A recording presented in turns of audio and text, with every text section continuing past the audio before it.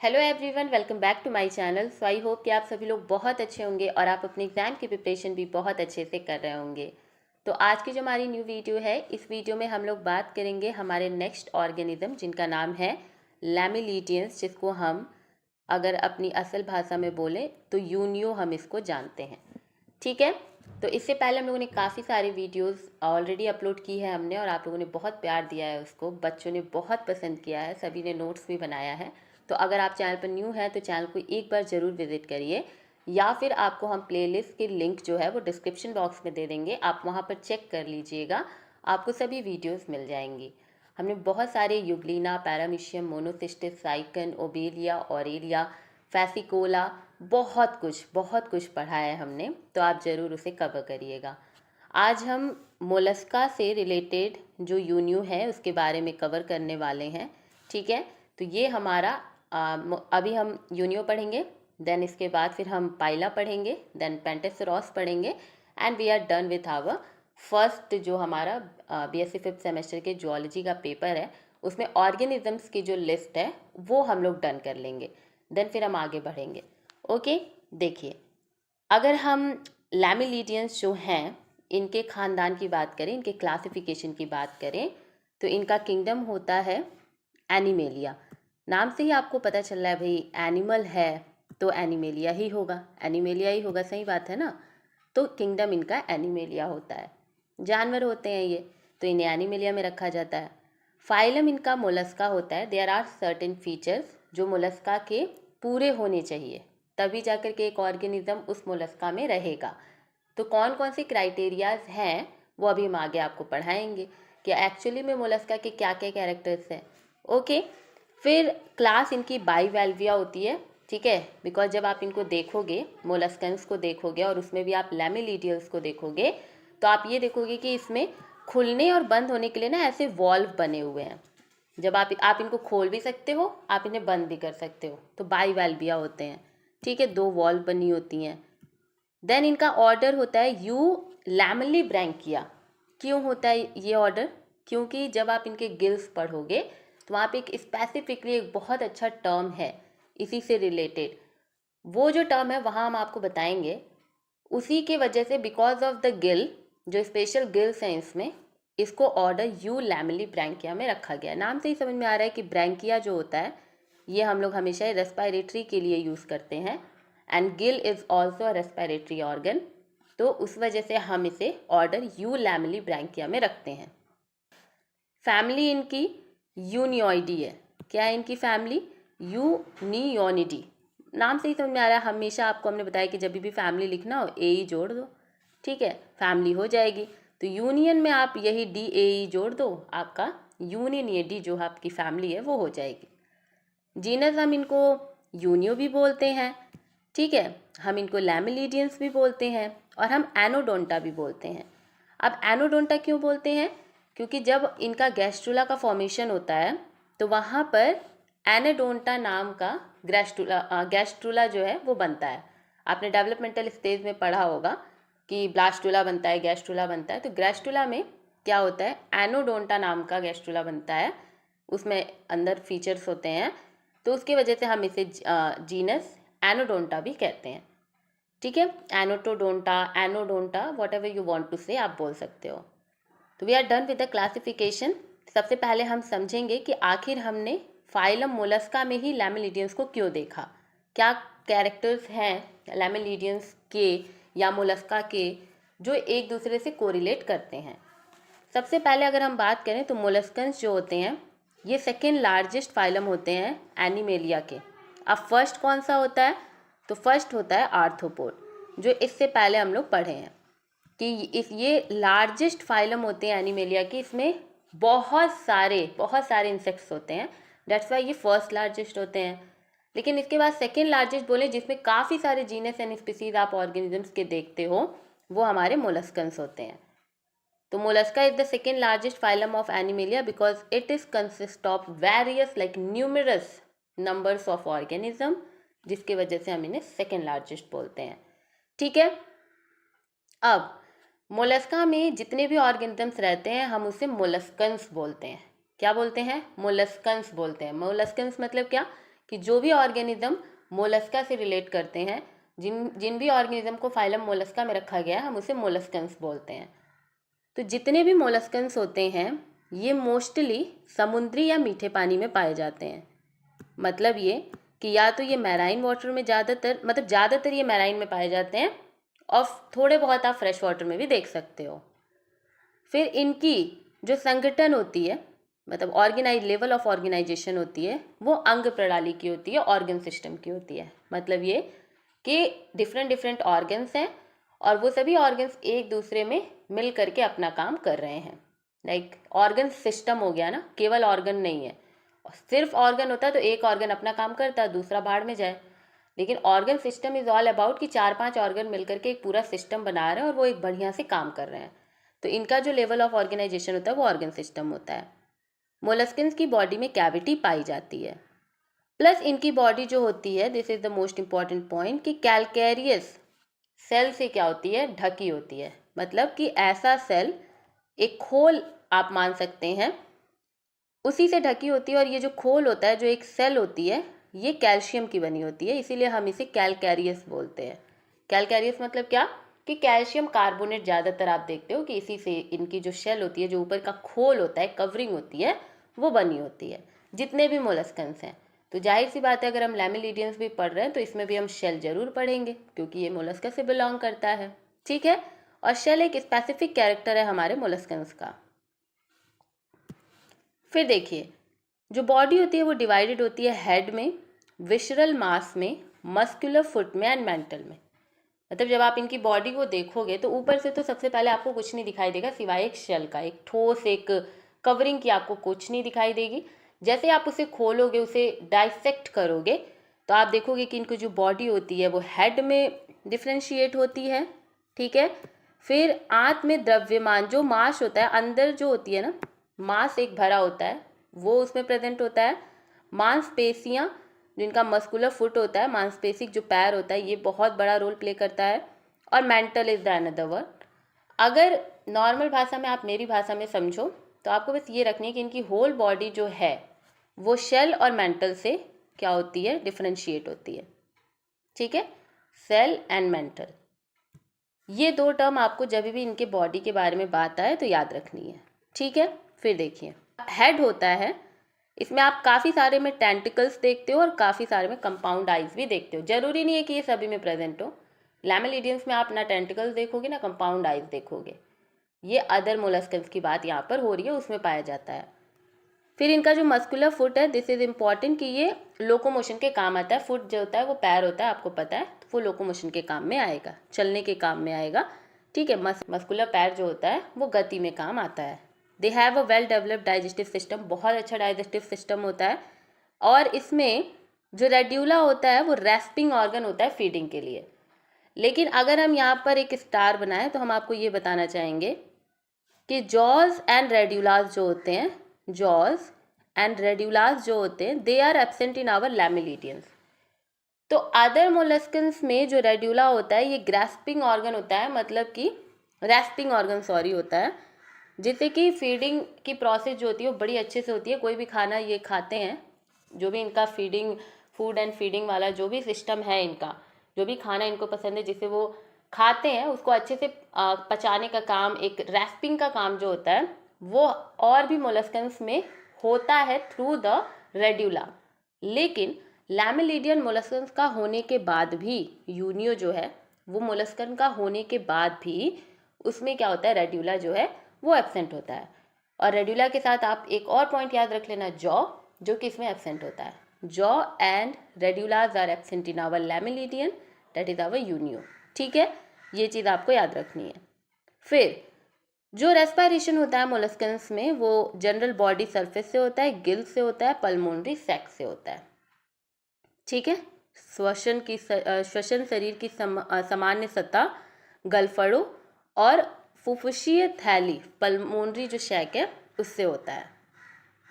जो ब्लड होता है वो ओपन सर्कुलेटरी सिस्टम होता है, इसमें क्लोज नहीं होता है, ओपन सर्कुलेटरी होता है। इनके पास एक पेयर ऑफ मेटानेफ्रीडिया होता है जो कि एक्सक्रीशन के लिए हेल्प करता है। नर्वस सिस्टम मोलस्कन्स में जो होते हैं वो नंबर ऑफ यहाँ पर पेयर्ड गैंगलिया एंड नर्व्स पाए जाएंगे। दे आर सिमिलर कैरेक्टरिस्टिक जो कि आपको लैमिलिडियंस में देखने को मिलेगा। यहाँ पर टेंटिकल्स, आईज, ऑस्फेरिडियम, स्टेटोसिस जो होते हैं they are act as our sensory organ, जिससे कि अपने सराउंडिंग, अपने इन्वायरमेंट में जो भी कुछ हो रहा है बहुत अच्छे से जान सकते हैं यूजिंग दीज ऑर्गन। ठीक है। उसके बाद जो सेक्सेस होते हैं they are separate in our molluscans, most of the molluscans में, लेकिन कुछ जो मोलस्कन्स होते हैं उनमें नहीं होता है, तो दे आर लाइक हर्माफ्रोडाइट, जिसमें मेल एंड फीमेल जो है वो एक ही साथ होते हैं। फर्टिलाइजेशन इनका इंटरनल भी हो सकता है, एक्सटर्नल भी हो सकता है, मतलब कि आंतरिक भी हो सकता है और बाहरी भी इनिशिएशन इसमें हो सकता है। They are generally oviparous with indirect development. क्या है ये? ओविपैरस है, मतलब अब ये अंडे दे रहे हैं। ठीक है। ओविपैरस को कैसे याद रखना है कि ओ मतलब क्या होता है हमारा? ओ मतलब होता है अंडा। ठीक है। ओ ऐसे ही बनता है ना, तो आपको इसी तरीके से याद रखना है कि ओ जो है वो हमारा ओविपैरस है। ठीक है। जो अंडे देते हैं ऑर्गेनिज्म, जो भी एनिमल जो हैं वो अंडे ले करते हैं, एग ले करते हैं, उन्हें हम ओविपैरस बोलते हैं। जो डायरेक्ट गिव बर्थ करते हैं यंग वंस को, उन्हें हम विविपैरस बोलते हैं। तो मोलस्कन्स आर द ओविपैरस, और इसमें डेवलपमेंट स्टेज जो होती है वो इनडायरेक्ट होती है। ठीक है। मतलब कि इसमें क्या होगा? लार्वल स्टेज आपको दिखाई देगा। अगर डायरेक्ट डेवलपमेंटल स्टेज होती तो कोई भी लार्वा आपको नहीं दिखाई देता, लेकिन डेवलपमेंट यहाँ पर इनडायरेक्ट है, डैट मीन्स कि यहाँ पे लार्वा जो है वो आपको दिखाई देगा। ठीक है। तो these are some characteristics of molluscans जो कि लैमिलिडियन से कहीं ना कहीं बहुत ज़्यादा मैच करते हैं। दैट्स वाई हमने लैमिलिडियन मतलब यूनियो को मोलस्कन्स में रखा है। ठीक है। अगर इनका हमने आपको बताया कि ये बाईवेल्विया में आते हैं, तो सर्टेन एनाटॉमी हर एक बाईवेल्विया की होती है। जितने भी ऑर्गेनिज्म बाईवेल्विया में आ रहे हैं उन सभी की एक सर्टेन एनाटॉमी है, मतलब कि आंतरिक जो स्ट्रक्चर है वो सबका सेम है। जैसे क्लैम्प्स हो गए, ऑयस्टर हो गया, स्कैलॉप हो गया, म्यूसल्स जो कि लैमिलिडियंस हैं, इन सभी के कैरेक्टर्स जो हैं they are like what? Similar. ठीक है। वो सिमिलर होते हैं। सिमिलैरिटी की देखो अगर हम लोग बात कर रहे हैं तो एक बार हम पूरा का पूरा स्ट्रक्चर समझते हैं कि what is actually their external morphology, जो कि हम क्लैम, ऑयस्टर, स्कॉलॉप और फिर मसल, इन सब की जो है वो देख सकते हैं। म्यूसल भी आप बोलते हो इसको। देखो सबसे पहले जो ऊपर की स्ट्रक्चर होती है वो सेल होती है। क्या होती है? शेल होती है, जो कि कैलकैरियस होती है, कैल्शियम से बनी होती है, ठोस होती है, मजबूत होती है। ठीक है। फिर आप देखोगे एंटीरियर शेल मसल। अब सेल है तो भाई मसल भी होगी सेल की। ठीक है। फिर आप डाइजेस्टिव ग्लैंड देखते हो। डाइजेस्टिव ग्लैंड ये रहा। अब डाइजेस्टिव ग्लैंड में आप स्टमक भी देखोगे, माउथ देखोगे, किडनी देखोगे जो कि एक्सक्रीशन के काम आएगा। हार्ट आप देख रहे हो, देखो ये जो चीज़ है यहाँ पर देखो, ये हार्ट है। हार्ट जो है आपका सर्कुलेटरी सिस्टम के काम आएगा। किडनी यहाँ पर एक्सक्रीशन के काम आएगा। डाइजेस्टिव सिस्टम यहाँ पर है, डाइजेशन के काम आएगा। पोस्टीरियर सेल मसल यहाँ पर है, एंटीरियर सेल मसल यहाँ पर है। एनस जो है एक्सक्रीशन के काम आएगा। सिफॉन आउट, साइफॉन इन भी होगा, जहाँ से आपका जो पानी है, जो वाटर करंट है, वो इन करंट एंड एक्स करंट से, मतलब एग्जिट एंड एंट्री जो होगा, entry and exit water current का, वो इन्हीं के थ्रू होगा। फिर intestine is the part of digestive system. This is the reproductive organ, जहाँ से रिप्रोडक्शन की प्रोसेस होगी। तो दीज आर सम स्ट्रक्चर्स जो कि आपको सिमिलरली हर जगह दिखाई देगा। हमारे क्लैम्स, ऑयस्टर, मतलब एक हो सकता है ना कि बाईवेल्विया का ये जनरल एनाटॉमी है, जहाँ पर आपको ये अरेंजमेंट आपको दिखाई देती है। ठीक है। क्या क्या दिखाई देता है भाई देख लो। This is our heart, this is kidney, this is stomach, this is the mouth, this is intestine. ठीक है। And these are shell muscle, this is anus, ये गिल होता है, ये भी गिल है, and this is reproductive organ. सभी देखो यहाँ पे सिस्टम दिए हुए हैं, सबका अपना अपना काम है। ऐसा तो नहीं है कि इसमें कोई सिस्टम नहीं दिया हुआ है। जब हम लोग प्राइमरी लेवल पे पढ़ रहे थे यूग्लिना पैरामीशियम, वहाँ कहाँ थे ये सारे स्ट्रक्चर, लेकिन अब हम एडवांस में जा रहे हैं। तो आप देखो यहाँ पे कितने सारे स्ट्रक्चर्स ऑलरेडी दिए हुए हैं। रेस्पिरेटरी का काम, भाई रेस्पिरेशन जो है, सांस लेने का काम वो रेस्पिरेटरी कर रहा है। गिल जो है वो रेस्पिरेटरी ऑर्गन है। डाइजेशन का काम जो हमारा स्टमक है, इंटेस्टाइन है, ये सब कर रहे हैं। एनस हो गया, ये हमारा एक्सक्रीटरी का काम कर रहा है। हार्ट हो गया, सर्कुलेटरी का काम कर रहा है। तो there are like system, a well developed system, जो कि हमें मोलस्कन्स में अब दिखाई देने लगा है बहुत अच्छे से।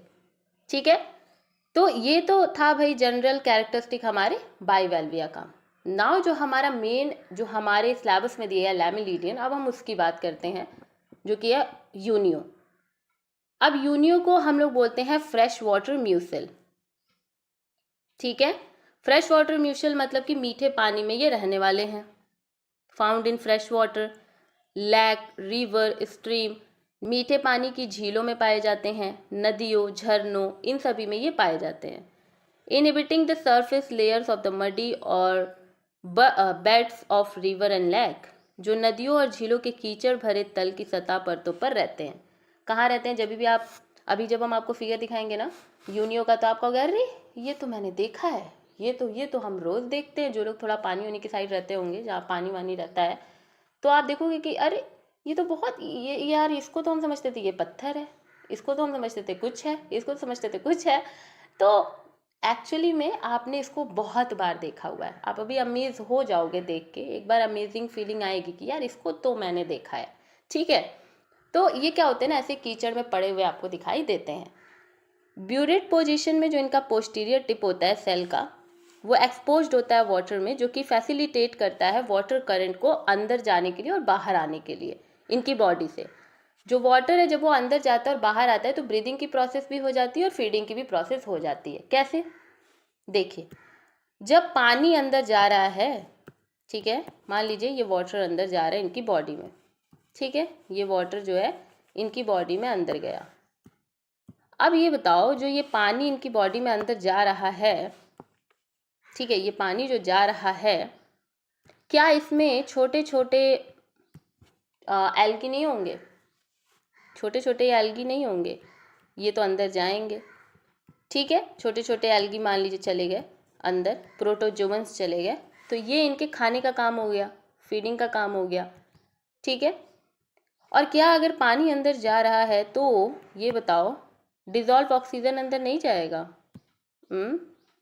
ये जो डिज़ोल्व्ड ऑक्सीजन हमारे पानी में है, क्या ये अंदर नहीं जाएगा? ऑब्वियसली जाएगा। तो इससे क्या हो गया? इससे हो गया ब्रीदिंग। ब्रीदिंग में क्या होता है भाई, हमने बार बार पढ़ाया है, बॉटनी में भी पढ़ाया है। ब्रीदिंग मतलब क्या होता है? ब्रीदिंग मतलब होता है कि एनिमल के केस में कि आप CO2 क्या कर रहे हो, एक्सहेल कर रहे हो, O2 को आप इनहेल कर रहे हो। अब वो इनहेल की प्रोसेस यार पानी पी के तुम ले रहे हो या हवा से डायरेक्ट ले रहे हो, it's all up to you, लेकिन इनहेल अंदर तो ऑक्सीजन जा रहा है ना।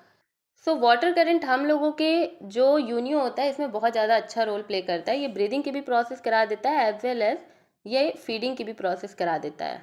ठीक है, समझ में आ गया? चलिए स्क्रीनशॉट ले लीजिए। ओके, ले लिया। Now let's move on our next slide. देखिए, ये रहा यूनियो। क्या आपने इसे नहीं देखा है? सच सच बताना, दिल पे हाथ रख के बताना, क्या तुमने नहीं देखा है इसे? ऑब्वियसली देखा होगा, देखो ये तुमने ज़रूर देखा है। ठीक है, तो दबी हुई स्थिति में पानी के प्रवाह के प्रवेश और निकास की सुविधा के लिए इसके खोल का जो पिछला सिरा होता है वो पानी में खुला रहता है हमेशा, जो सांस लेने और खाने दोनों में सहायक होता है। पढ़ाया अभी हमने आपको। ये यूनियो है और आपने इसको देखा है, हम ये मान के चल रहे हैं। ठीक है, अब इनके हैबिटेट की बात हो गई कि कहाँ रहते हैं। अब हम बात करेंगे इनके एक्सटर्नल मॉर्फोलॉजी की, कि ये ऊपर से कैसे दिखते हैं। ठीक है, देखो अगर हम इनके एक्सटर्नल मॉर्फोलॉजी की बात करते हैं तो देखो, अभी जो भी तुमने यूनियो के बारे में पढ़ा उन सबको भूल जाओ, और जो अभी हम तुम्हें पढ़ाने जा रहे हैं उस पर ध्यान रखना। ठीक है, अगर इनकी बॉडी तुम देखना चाहते हो तो लेट्स टेक एन एग्जाम्पल। सबसे पहले दो टर्म तो फिक्स कर लो अपने दिमाग में कि एक शेल और दूसरा मेंटल। ठीक है, ये मेंटल वो नहीं जो पागल है, तुम तो पागल हो, यू आर अ मेंटल, वो वाला मेंटल नहीं है भैया। ठीक है, ये दूसरा मेंटल है।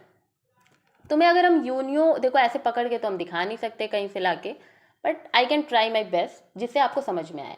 देखो हमने क्या किया है, हमने अपनी किचन से 2 कटोरी उठाया, दोनों को एक साथ जोड़ा है। ठीक है, अब ये जो 2 कटोरी है जो हमने एक साथ जोड़ा हुआ है, ये जो ऊपर का पार्ट तुम्हें दिखाई दे रहा है, जो हम दिखा रहे हैं, जो ऊपर की सरफेस तुम्हें दिखाई दे रही है, सेम एज इट इज़, यहाँ देखो ये वाली सरफेस, ये ऊपर की सरफेस तुम्हें उस कटोरी पे दिखाई दे रही है, दिस इज द सेल, जो कि कैलकेरियस होती है, कैल्शियम से बनी होती है। अब हमने तुम्हें बताया कि ये they belongs to Bivalvia, they have two valve, Bivalvia से बिलोंग करते हैं, तो 2 वॉल्व है। अब ये जो 2 कटोरी हमने इसको धीरे से ऐसे खोल दिया, ऐसे ही जो हमारे यूनियो है वो भी खोलता है अपना, इनकी जो मसल्स अंदर होती हैं वो हेल्प करती हैं ओपनिंग के लिए, ठीक है। तो ये क्या होता है कि जो वेल्विया है ये दोनों मान लो हमने ऐसे खोल दिया, तो जो तुम्हें अंदर का पार्ट दिखाई दे रहा है, मान लो हमने क्या किया ना कि वेल्विया का यहाँ पे देखो, ये एक लिया वेल्व और ये दूसरा, वैसे ही हमने एक कटोरी इधर कर दिया, एक कटोरी इधर कर दिया। तो अब जो तुम्हें इस कटोरी का जो स्ट्रक्चर ऐसा कुछ दिखाई दे रहा है अंदर धंसा हुआ, वो तुम्हारा मेंटल हो गया। क्या हो गया? मेंटल हो गया। तो दोनों कटोरी को जब हम जोड़ रहे हैं तो क्या वो मेंटल जो है वो अंदर एक मास नहीं बन जा रहा है? उसके अंदर अगर पूरी हम मसल्स रख दे तो क्या वो मास नहीं बन जाएगा? तो वो जो मास है वही हमने अभी ऊपर पढ़ा था कि इनमें हेड होता है, मास होता है एक अच्छा खासा, ठीक है। तो 2 कटोरी लिया, ऊपर का जो पार्ट है वो अपना सेल है और उस कटोरी के अंदर का जो पार्ट है वो पूरा का पूरा मेंटल है, जिसमें आपने जितने भी अभी ऑर्गन्स ऊपर देखे, रेस्पिरेटरी, डाइजेस्टिव, रिप्रोडक्टिव, एक्सक्रीटरी, वो सब क्या है इसी के अंदर प्लेस हैं, इसी के अंदर रखे गए हैं। समझ गए? क्लियर है? ठीक है। इनकी बॉडी अभी आपको समझ में आ गई होगी। अब अगर हम इनके शेल की बात करें जो कि ऊपर का पार्ट है जो हमने आपको दिखाया था, अगर हम उसकी बात करें तो सॉफ्ट बॉडी एनिमल जो होते हैं they are completely enclose within a calcareous shell which represented exoskeleton. Like होता है ना कि अरे यार ये आदमी बहुत बढ़िया है, ये ऊपर से कठोर है लेकिन अंदर से बहुत सॉफ्ट है। इसका क्या मतलब होता है? ये यूनियो के लिए ये लाइन बनी थी, पता नहीं क्यों लोग लोगों पे यूज करते हैं। देखो क्या होता है, यूनियो इज एग्जैक्टली कि इनके ऊपर का जो शेल होता है ना बहुत ठोस होता है, लाइक बहुत ज़्यादा ये कैल्शियम कार्बोनेट के बने हैं भाई, तो बहुत ज़्यादा ये क्या होते हैं, ठोस होते हैं, बहुत मजबूत होते हैं। लेकिन जैसे ही आप इसको खोलोगे ना, इसके शेल को खोलोगे, तो आप अंदर देखोगे एकदम सॉफ्ट सी बॉडी होती है, सॉफ्ट से मसल्स होते हैं, आपको जेली जेली नुमा फील होगा, वो मस्कुलर जो चीज़ें होती हैं। और देखो ये मसल्स हैं तो ऑब्वियसली लोग मस्कुलर चीज़ें ज़्यादा खाते हैं, जैसे हमने वो ने क्या पढ़ा था, प्रॉन में पढ़ा था ना, एब्डोमेन पूरा मस्कुलर था तो लोग उसे खा रहे थे। वैसे ही कई लोग यूनियो का जो ये भी मसल का अंदर का पार्ट है इसको भी खाते हैं, ठीक है, एज अ मीट ये इसे भी यूज़ करते हैं, ठीक है। तो ये बोलना चाह रहे हैं कि ये बड़े सॉफ्ट बॉडी एनिमल होते हैं। ऐसा नहीं है कि ऊपर से तुमने कठोर देख लिया तो ये बड़े कठोर हैं, नहीं, ये सॉफ्ट बॉडी एनिमल होते हैं, केवल इनकी जो कवरिंग होती है वो बहुत ज़्यादा कठोर होती है जो कि कैल्शियम कार्बोनेट की बनी होती है, जिसे हम शेल कहते हैं, ठीक है। It consist of 2 similar more or less oval convex valve that are joined at the dorsal margin और hinge line by a strong hinge ligament, ठीक है। लाइक क्या बोल रहा है कि 2 कॉन्वेक्स, ठीक है, देखिए जैसे हमने आपको कटोरी दिखाई है तो वो कॉन्वेक्स ही तो है, ऐसे और ऐसे ये जुड़ी होती है। ये वाला जो रीजन होता है इसे हम क्या बोलते हैं, दिस रीजन, इसे हम बोलते हैं हिंग, हिंग रीजन बोलते हैं। और ये किससे जुड़ी होती है? हिंग लिगामेंट से, ठीक है। यहाँ पर क्या होता है, ऐसा जो 2 कॉन्वेक्स स्ट्रक्चर है ये आकर के जुड़ा होता है, और ये जो बीच का पार्ट है दिस इज व्हाट, यहीं पर इनका पूरा का पूरा जो अंदर है वो पूरे के पूरे पार्ट जो है इनके respiratory part, digestive part, what ever the physiological part, वो सब यहाँ पर रखे रहते हैं, वो आराम से अपना काम कर रहे होते हैं, ठीक है। अब देखो जो डॉर्सली या समवॉट एंटीरियरली जो इनकी शेल वॉल्व होती है वो स्लाइटली थोड़ी सी उठी हुई होती है, जिसे हम अम्बो कहते हैं। अभी स्ट्रक्चर दिखाएंगे, ठीक है। तो उस पार्ट को हम लोग अम्बो कहते हैं। अम्ब्रेला होता है ना, उससे याद रखना कि अम्ब्रेला की तरह थोड़ा सा इनका जो लास्ट वाला पार्ट देखोगे ना, एंटीरियर पार्ट, ये थोड़ा सा उठा हुआ होगा, तो उस पार्ट को हम अम्बो बोलते हैं। ये रिप्रेजेंट करता है oldest part of the cell. Umbo जो है ये रिप्रेजेंट करता है कि ये पार्ट जो हमारा यूनियो जब बन रहा होगा तो अम्बो वाला जो पार्ट है ये सबसे पहले बना होगा। ये रिप्रेजेंट करता है कि जब हमारा यूनियो जो है वो डेवलपमेंट कर रहा होगा, वो एक यंग वन में बन रहा होगा, तो अम्बो जो है ये सबसे पहले बना होगा, इसीलिए ये एक ओल्डेस्ट पार्ट है हमारे यूनियो का। तो अम्बो क्या बताता है कि स्टार्टिंग पॉइंट है जहाँ से पूरा का पूरा जो यूनियो है वो बना है, ठीक है। तो ये स्लाइटली क्या है, रेज्ड है, थोड़ा सा उठा हुआ है। उसके बाद यहाँ पर बहुत सारे आप यूनियो का स्ट्रक्चर देखोगे तो कॉन्सेंट्रिक रिंग, एक लाइंस बनी होती हैं जो एक आपको रिंग नुमा स्ट्रक्चर दिखाई देगा। कैसे? देखो कुछ इस तरीके से अम्बो बना होगा, ठीक है, और उसके साइड बाय साइड ऐसे आपको रिंग्स बनी होंगी, और ये बन गया आपका यूनियो। यही तो यूनियो है। तो ये वाला जो पार्ट आप देख रहे हो, this is umbo, and this concentric rings जो लाइंस हैं ये इसको क्या करती हैं, घेरी रहती हैं। अब ये जो लाइंस होती हैं ये रिप्रेजेंट करती हैं कि एक कितने इंटरवल ऑफ टाइम के बाद सक्सेसिव ग्रोथ हुई है हमारे यूनियो की। जैसे पहले अम्बो बना होगा, ठीक है, पहले मान लीजिए कि ये अम्बो बना होगा, ठीक, उसके बाद मान लीजिए 5 दिन बाद आप मान लीजिए कि ये वाला स्ट्रक्चर बना है, ये एक लाइन बनी है, फिर इसके 5 दिन बाद मान लीजिए एक ये लाइन बनी, फिर ये बनी, फिर ये बनी। तो ऐसे करके क्या हो रही है, यूनियो की ग्रोथ हो रही है, यूनियो जो बड़ा हो रहा है। तो आप इस लाइन के बीच का ये जो टाइम है इसको देख के पता लगा सकते हो कि यूनियो की ग्रोथ कितने दिन में हुई है और कौन सा जो लाइन है वो कितने दिन में बना है और ये कितने साल का है या कितने महीने का है। ये सब चीज़ आप इस लाइन को देख करके पता लगा सकते हो, ठीक है। Take the screenshot. उसके बाद देखिए इनका डायग्राम। हमने आपको बताया ना कि एक उठा हुआ पार्ट है जिसको कि हम अम्बो कह रहे हैं, जो कि आपको ओल्डेस्ट पार्ट दिखाई देता है। फिर यहाँ पर आप हिंग जॉइंट देख रहे हो जहाँ से जो 2 वॉल्व हैं वो क्या है, जुड़े हुए हैं। ये रहा हमारा हिंग जॉइंट जहाँ पे दोनों जो वॉल्व हैं वो जुड़े हुए हैं। फिर आप एक्सहेलेंट सिफॉन देखते हो जहाँ से पानी क्या है वो बाहर निकलेगा, और इनहेलेंट सिफॉन से, इन मतलब अंदर होता है तो अंदर जाना, एक्स मतलब बाहर होता है तो बाहर एग्जिट होना, ठीक है। फिर आप लाइंस ऑफ ग्रोथ यहाँ पर आपको नहीं दिखाई दे रही हैं, but let me draw this कि ये आप लाइंस ऑफ ग्रोथ जो है वो कुछ इस तरीके से आपको दिखाई देंगे। तो ये क्या हो गया, लाइन ऑफ ग्रोथ हो गया। फिर शेल वॉल्व आप इसे बोलते हो, ये पूरा जो स्ट्रक्चर है, ठीक है, ये जो पूरा स्ट्रक्चर है this is your what, shell valve, ठीक है, ये सेल वॉल्व हो गई, ओके। एंड आप शेल वॉल्व से निकला हुआ एक पार्ट देखोगे जिसका नाम है फुट, जिससे ये क्या करते हैं, लोकोमोशन करते हैं, and the foot is here, जो कि हमारे शेल वॉल्व से क्या होती है, जुड़ी होती है। तो हमने क्या क्या पढ़ा कि इनकी बॉडी सरफेस में सेल देख लो, मेंटल देख लो, और जब सेल तुम याद रख रहे हो तो साथ ही साथ फुट भी याद रखना। ये 3 तुम याद रख लो, तुम्हारी एक्सटर्नल मॉर्फोलॉजी तैयार है। क्योंकि शेल में तुमने ऑब्वियसली पढ़ लिया, अम्बो होता है, लाइन ऑफ ग्रोथ होती हैं, हिंग जॉइंट्स होते हैं, एंड उसी से जुड़ा हुआ फुट होता है, ठीक है। अब देखो साइफोन की बात करते हैं, सिफोन बोलते हैं, इसको साइफोन बोलते हैं, कुछ भी बोलो, it's all up to you, ठीक है। There is a siphon, one for the entry and the another for the exit of water current. जो हमारा इनहेरेंट वाला था वो वाटर करंट की एंट्री के लिए था। ये वाला पार्ट देखो, जो यहाँ पर इनहेरेंट है, ये यहाँ पे इतना दूर ऐसे इनहेरेंट है, तो यहाँ से पानी एंटर करेगा, और यहाँ पर एक्सहेरेंट है तो यहाँ से पानी क्या हो जाएगा, बाहर चला जाएगा। और हमने बताया कि पानी एंटर कर रहा है, पानी बाहर जा रहा है, तो ये ब्रीदिंग की प्रोसेस भी करा रहा है, ये फीडिंग की प्रोसेस भी करा रहा है, ठीक है। तो ये जो हमारी एंट्री और एग्जिट हो रही है वाटर की, वो किसके द्वारा हो रही है, किस वे से हो रही है, सिफॉन जो है साइफन की वजह से हो रही है। एक साइफन है एक प्रवेश के लिए, दूसरा जलधारा के निकास के लिए, बाहर निकलने के लिए। अब जो शेल होती है हमारे यूनियो की, वो 3 लेयर से बनी होती है। एक होती है पैरियो स्ट्रैकम, दूसरी होती है मिडल प्रीमेस्टिक, और तीसरी होती है इनर नैक्रस। क्या क्या, आउटर पैरियो स्ट्रैकम, मिडिल पैरिस्मेटिक, और थर्ड जो है वो है इनर नैक्रस। लेट्स स्टडी कि ये जो तीनों हैं इनका क्या क्या काम है, कैसे कैसे ये रहते हैं। जो पैरियोस्ट्रैकम है ये एक थिन लेयर है ऑर्गेनिक सब्सटेंस की। अब वो ऑर्गेनिक सब्सटेंस का नाम क्या है, बहुत इंपॉर्टेंट है, कॉनकिलियोनिन, ठीक है। क्या है, कॉनकियोलिन।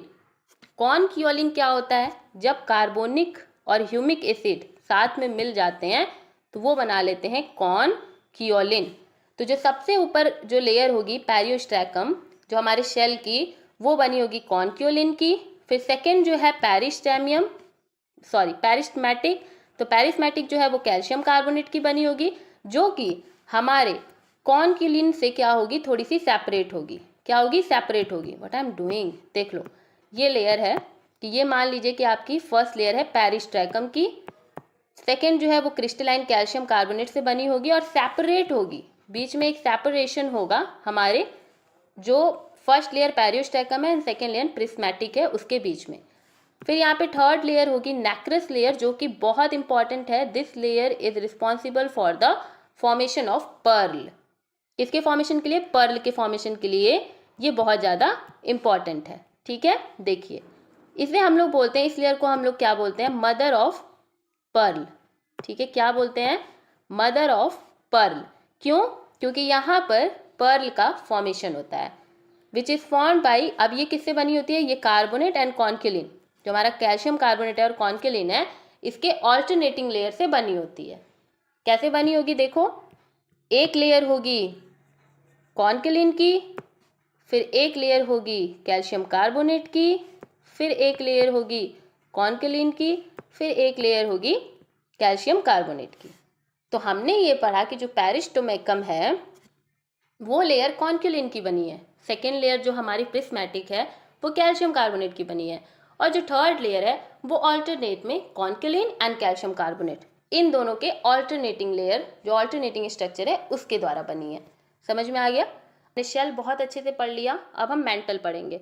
जो मेंटल होता है इसे हम पैलियम भी बोलते हैं। ये कंसिस्ट करता है 2 फ्लैशी लोब से which are attach dorsally to the body and ventrally to the shell valve along the जो हमारा पैरेलल लाइन है उसके। तो हमने आपको पढ़ाया ही है कि मेंटल जो है वो पैलियम के 2 मांसल लोब से बने होते हैं जो पैलियल लाइन के साथ शरीर के पृष्ठीय रूप से और सेल वॉल के वेंट्रल रूप से जुड़े होते हैं। Like this is our shell, तो ये यहाँ पे मेंटल प्रेजेंट होगा, तो ये शेल से भी जुड़ा है, फिर अंदर की जो कैविटी है, जो अंदर का जो एक पूरा पार्ट है, मसल्स जो भरे होंगे उनसे भी ये क्या होगा?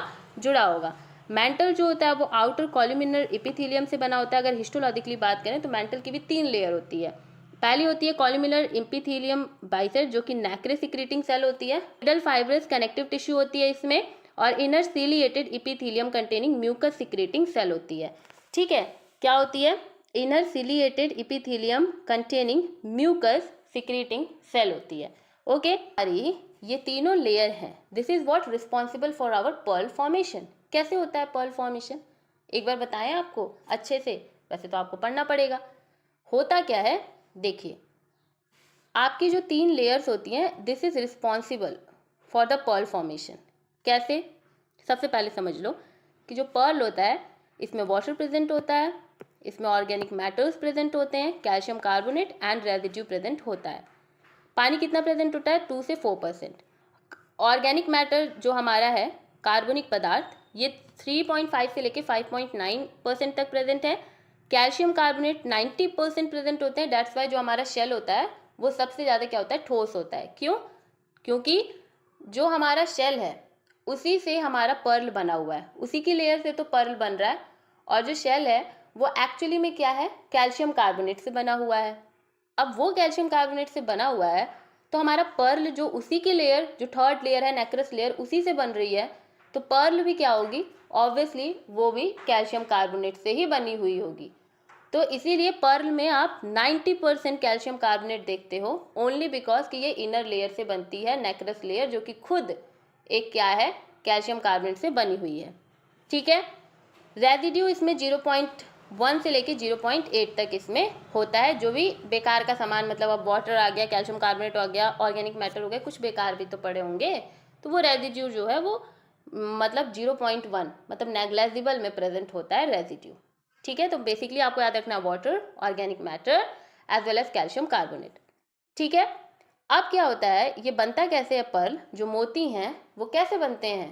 समझो, जो मोती के लोग गहने वगैरह पहनते हैं वो कैसे बनते हैं भाई? वो मोती, वो हमारा जो बाइवेल्विया होते हैं, आप यूनियो देखते हो, पिनेक्टाडा देखते हो, तो इनके द्वारा होता है, यही बनाते हैं पर्ल। ठीक है, होता क्या है कि एक फॉरेन ऑब्जेक्ट सच एज कोई भी सैंड का ग्रेन हो गया, मतलब बालू का जो एक छोटा सा ग्रेन हो गया, ठीक है, वो, या फिर किसी और ऑर्गेनिज्म का एग, या फिर पैरासाइट, कुछ भी, हमारे अगर शेल और मेंटल के बीच में, जो यूनियो का शेल बाहर वाला पार्ट हो गया, मेंटल जो है वो कॉन्केव वाला पार्ट हो गया, उसके अंदर अगर आ गया कोई भी सैंड का ग्रेन हो गया, कोई भी एग हो गया, पैरासाइट हो गया, मतलब देखो ना, ये 2 कटोरी है, हमने इसके अंदर मान लो कि ये ऐसा कुछ एक स्ट्रक्चर था, जो भी था हमने डाल दिया।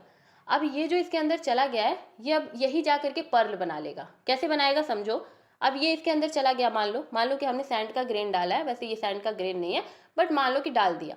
ठीक है, अब क्या होगा? जो मेंटल होगा ये स्टिमुलेट होगा और सिक्रीट करेगा कॉन्सेंट्रिक लेयर ऑफ नेक्रे, जो कि हमारी इनर लेयर है। इनर लेयर हमारी क्या है, हमने तुमको बार बार बता रहे हैं हम तुम्हें कि इनर लेयर जो है, अच्छा एक मिनट मेरी बात समझो, एक बार मेरी बात समझो। ये देखो, अगर ये कॉनकेव है, ठीक है, ये एक वॉल्व हो गई, ठीक है, ये एक वैल्व हो गई यूनियो की, एंड ये सेकेंड वैल्व हो गई। वेट अ मिनट, अरे भाई बन जा जल्दी, ये सेकेंड वॉल्व हो गई, ठीक, सेकेंड हो गई। अब ये बताओ, ये शेल है, ये शेल ही तो बनाया है हमने, ये शेल बनाया है, देखो ये हमने शेल बनाया है। अब ये बताओ, हम तुम्हें शेल की लेयर पढ़ाए हैं, कितनी लेयर होती है, 3 लेयर होती है।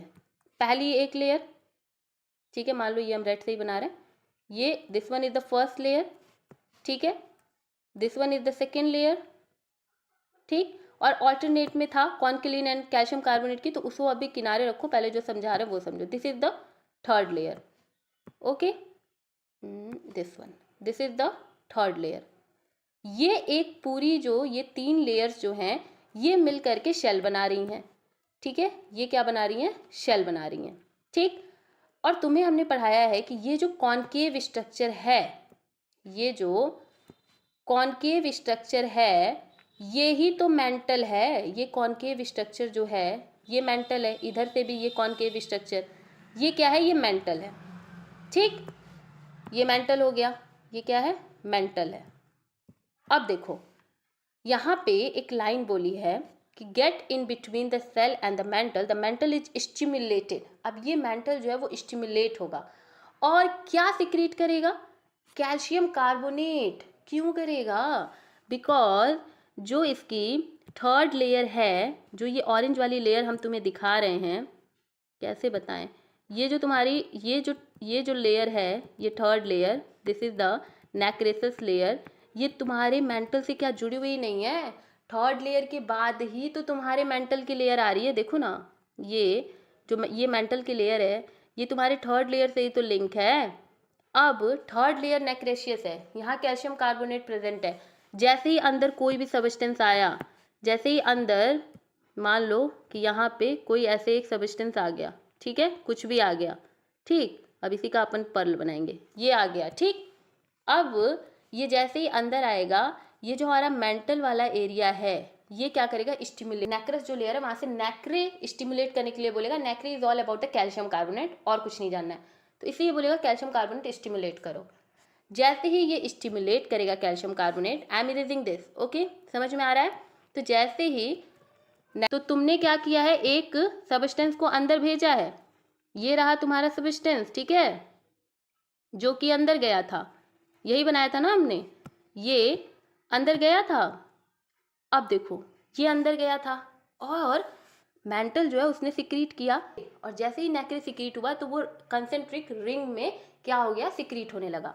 तो कॉन्सेंट्रिक रिंग में जैसे ही वो सिक्रीट हुआ तो वो ऐसे रिंग बनाने लगा, ठीक है, वो ऐसे बनाने लगा, ये बहुत सारे ऐसे रिंग बनाने लगा, और ऐसे बनाते बनाते बनाते बनाते ये क्या कर देगा, एक पर्ल का फॉर्मेशन कर देगा। क्या कर देगा, एक पर्ल का फॉर्मेशन कर देगा, एक मोती का फॉर्मेशन कर देगा। कोई भी सब्सटेंस आप यूनियो के अंदर डाल दो, यूनियो नहीं, यूनियो तो कॉमर्शियली जो वो पर्ल बनाता है वो किसी यूजफुल नहीं है। हम एग्जांपल लेते हैं पिनेक्टाडा का, ये भी एक ऑर्गेनिज्म है। जैसे ही आपने पिनेक्टाडा के अंदर कोई भी चीज़ डाला अंदर, ठीक है, उस पर कैल्शियम कार्बोनेट की लेयर चढ़ जाएगी और अच्छे से सिक्रीशन और भी एंजाइमेटिक चीज़ें होंगी, और उसके बाद आप देखोगे कि ये रिजल्ट कर देगा क्या, ये रिजल्ट कर देगा पर्ल फॉर्मेशन का। क्या बन जाएगा, मोती बन जाएगा। जब कोई विदेशी वस्तु नहीं है कि तुम्हें पर्ल के अंदर अगर सैंड डालना है तो तुम फॉरेन से सैंड लेके आओगे, वो नहीं है, विदेशी वस्तु यहाँ पे नहीं होगी। कोई भी एनिमल्स, कोई भी ऑब्जेक्ट जो है अगर आपके, अब प्लीज़ ये लिख के मत चले आ रहा कि विदेश से ही हमको लेके आना पड़ेगा, ठीक है, ये सब मत करना। देखो foreign object is what about कि कोई भी एनिमलस सब्सटेंस अगर हमारे जैसे कि रेत हो गया, रेत के कण हो गए, अंडा हो गया, ठीक है, शेल और मेंटल के बीच में आ जाती है, तो मेंटल अपने चारों ओर नेक्रस जो लेयर है उसको क्या करती है, संकृत परतों को श्वसित करने के लिए उत्तेजित हो जाता है, और उसी नेक्रस जो लेयर है वो बन जाती है, तो एक पर्ल का फॉर्मेशन हो जाता है। जो हमारी यूनियो का पर्ल होता है वो व्यावसायिक रूप से कीमती नहीं है, कॉमर्शियली वो प्रीसियस नहीं है, लेकिन हाँ पिनेक्टाडा हो गया, ओएस्टर हो गया, इन सभी के जो पर्ल्स होते हैं they are like very they are very much important for our economy, ठीक है, बहुत ज़्यादा। जो बाईवेल्विया जैसे कि हमने पिनेक्टेडा वल्गैरिस बताया और मेलेंजिग्रीनिया जो बताया, ये सब के जितने भी मतलब पर्ल्स होते हैं ना, they are like very important and ये कॉमर्शियली बहुत ज़्यादा हमारे काम आते हैं। जो पर्ल्स होते हैं उनकी शेप एंड साइज़ अलग अलग होती है। लाइक अभी आप देखो यहाँ पे हमने वीडियो भी लगाया है, बहुत सारे साइज के हैं, शेप के हैं, तो ये सब डिपेंड करता है। हमारे बहुत सारे शेप एंड साइज होते हैं हमारे पर्ल्स के। इनके कलर्स भी डिफरेंट डिफरेंट होते हैं, कुछ वाइट होते हैं, कुछ क्रीम होते हैं, कुछ रेड होते हैं, कुछ पिंक होते हैं, ठीक है। रंग इनका सफ़ेद, क्रीम लाल, गुलाबी लाल, बहुत तरीके के हो सकते हैं, लाइक न्यूमरस इन नंबर होते हैं।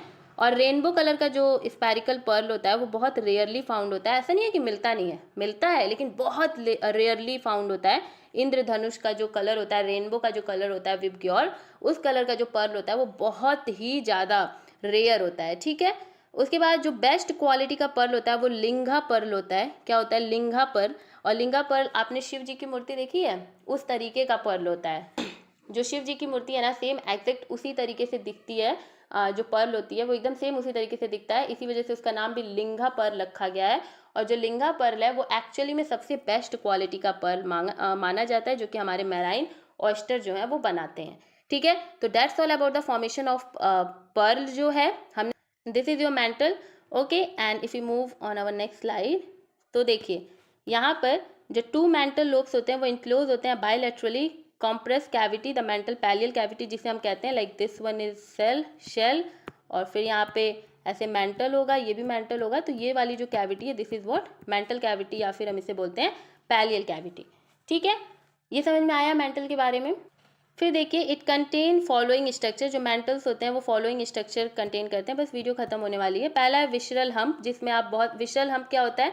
बीच का जितना भी खाली पार्ट है जिसमें आप डाइजेस्टिव ग्लैंड, पेरिकार्डियल कैविटी भी इसको आप मतलब बोलते हो, फिर gonads, alimentary canal, heart, blood vessel, kidney, bladder, जो सब कुछ प्लेस है, उस जहाँ पर प्लेस है उसे हम विशरल हम्प बोलते हैं। विशरल मतलब खाली होता है, तो वहाँ पर हम बोलते हैं उस पूरी जगह जहाँ पर जैसे ना देखो, फिर वही बात है कि ये शेल हो गया और ये तुम्हारा मेंटल हो गया, ठीक है।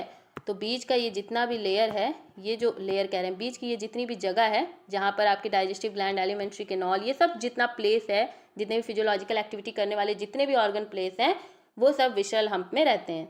फिर फुट जो है वो लार्ज मस्कुलर वेज शेप का होता है। हमने आपको पढ़ाया ही था कि फुट कैसा होता है, लार्ज मस्कुलर वेज शेप का होता है, ठीक है, वेज शेप का होता है। और फिर लैबियल पैल्प होते हैं। पैल्प से ही आपको समझ में आ रहा है कि ये लिप होंगे, जिनको कि अपर एंड लोअर लिप कहते हैं माउथ का रिस्पेक्टिवली, ये एक्सटर्नल एंड इंटरनल प्रेजेंट होते हैं। फिर माउथ, फिर अगेन आ गया कि इट इज़ अच्छा नहीं, फुट पढ़ा था हमने। माउथ जो है वाइड ट्रांसवर्स स्लिट स्ट्रक्चर है। फिर इसमें गिल्स भी प्रेजेंट होते हैं, गिल्स लाइक जिन्हें हम टिनिडिया भी कहते हैं। ये 2 नंबर्स में होते हैं और मेंटल से क्या कर रहे होते हैं? हैंग कर रहे होते हैं, लटक रहे होते हैं।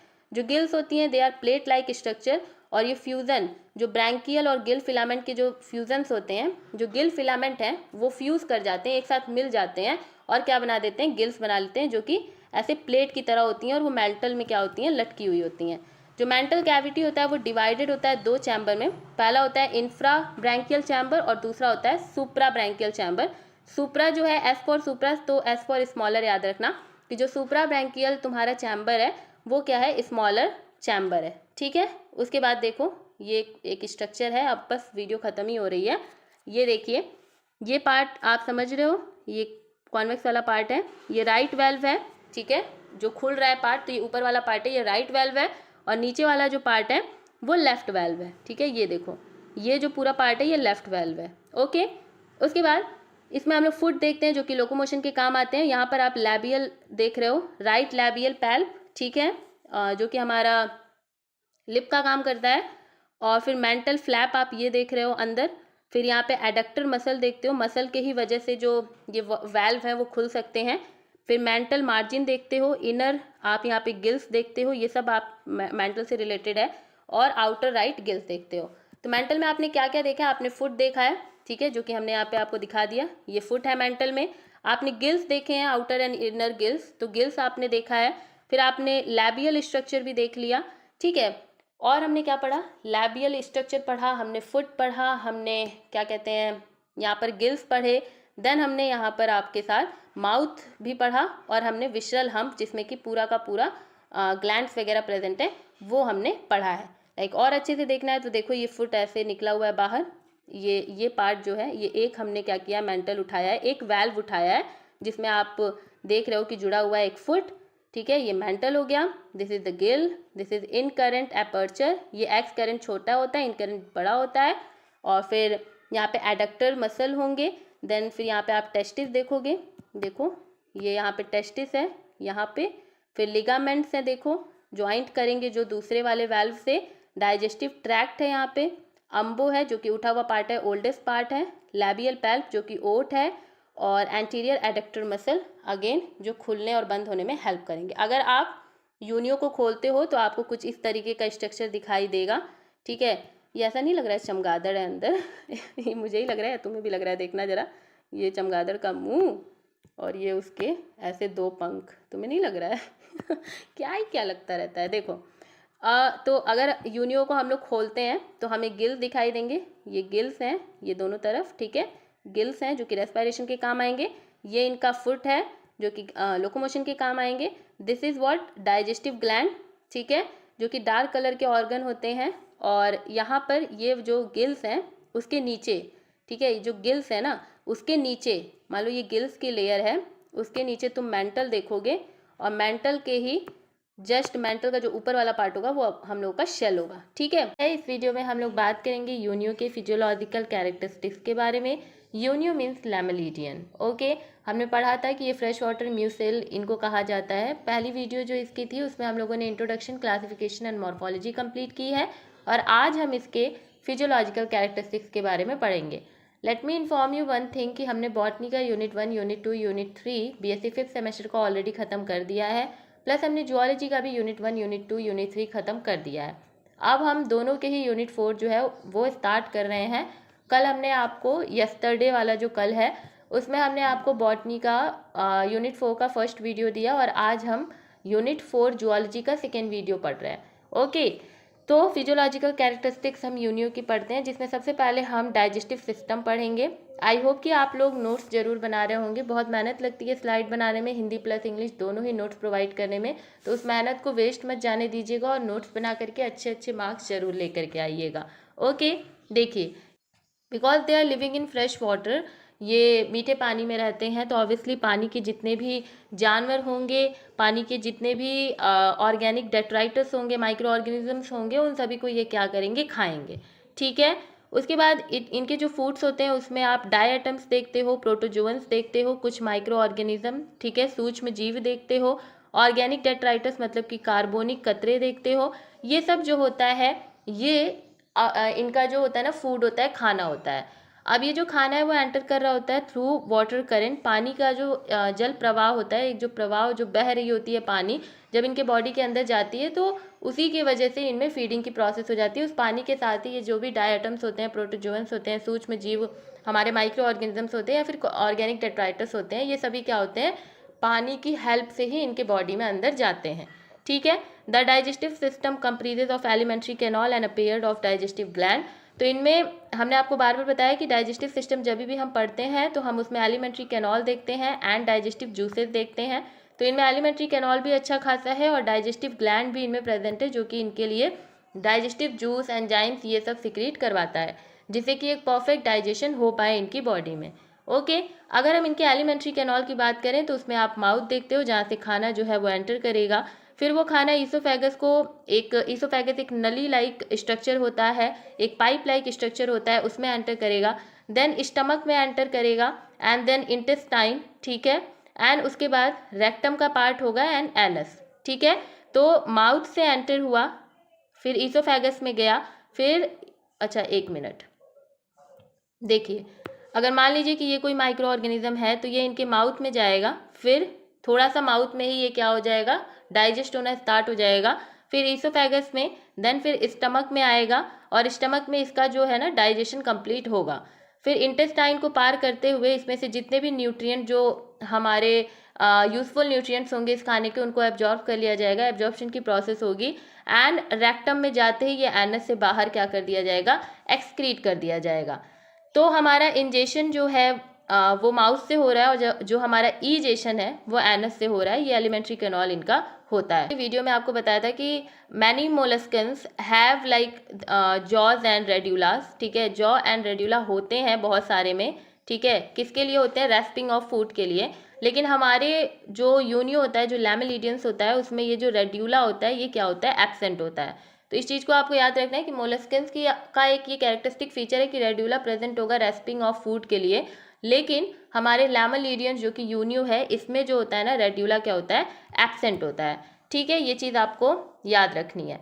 अगर इनकी डाइजेस्टिव सिस्टम की बात करें तो हम यहाँ पर काफ़ी सारी चीज़ें देखते हैं, जैसे कि हम सबसे पहले देखते हैं माउथ, ठीक है। कौन सा पार्ट है इनके माउथ का? ये वाला पार्ट, ठीक है। यहाँ से खाना क्या होगा? एंटर करेगा। उसके बाद फिर हम देखते हैं स्टमक।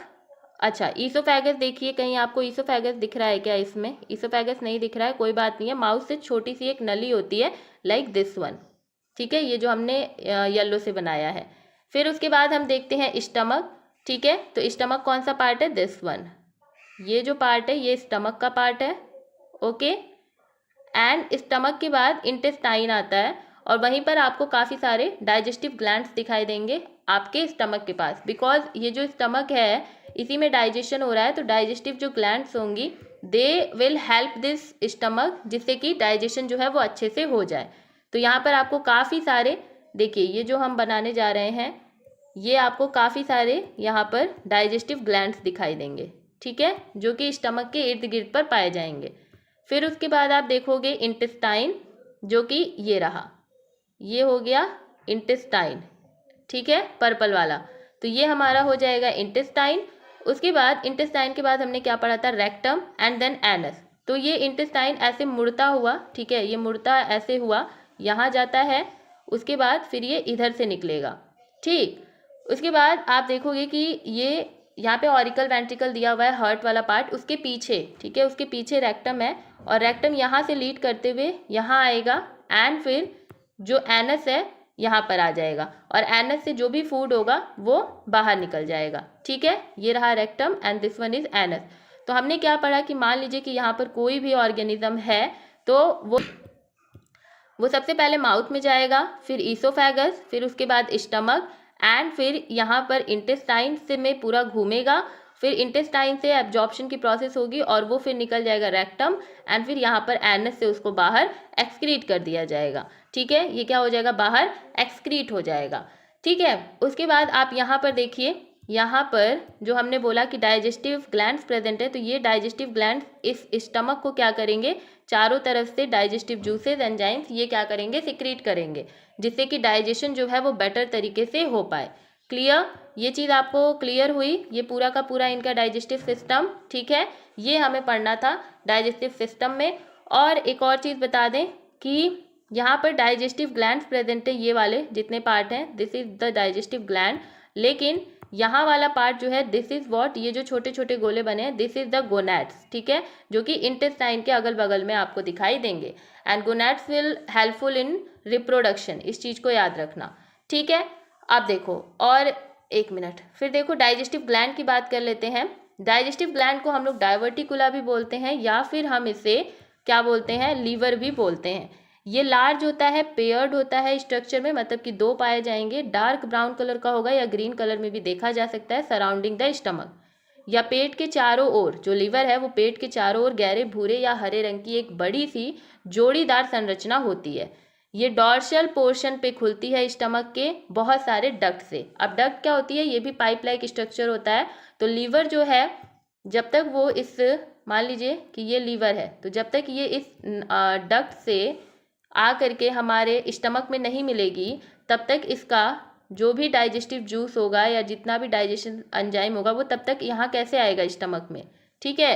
तो हमारे जो लीवर है उसको स्टमक से कौन जोड़ते हैं? ये जितने भी डक्ट्स होते हैं ऐसे, ठीक है, ये जितने भी ऐसे डक्ट्स होते हैं ये जोड़ते हैं, ठीक है। तो डक्ट्स जो होता है वो लीवर एंड स्टमक को जोड़ता है, और डक्ट से ही जितने भी एंजाइम्स वगैरह होते हैं, डाइजेस्टिव जूसेस वगैरह होते हैं, वो हमारे स्टमक में आते हैं, जिससे कि डाइजेशन बहुत अच्छे तरीके से हो जाता है। This gland not only secrete digestive enzyme, ये केवल से केवल डाइजेस्टिव एंजाइम ही सिक्रीट नहीं करते हैं, it cell readily ingest fine food particle bringing about their intercellular digestion.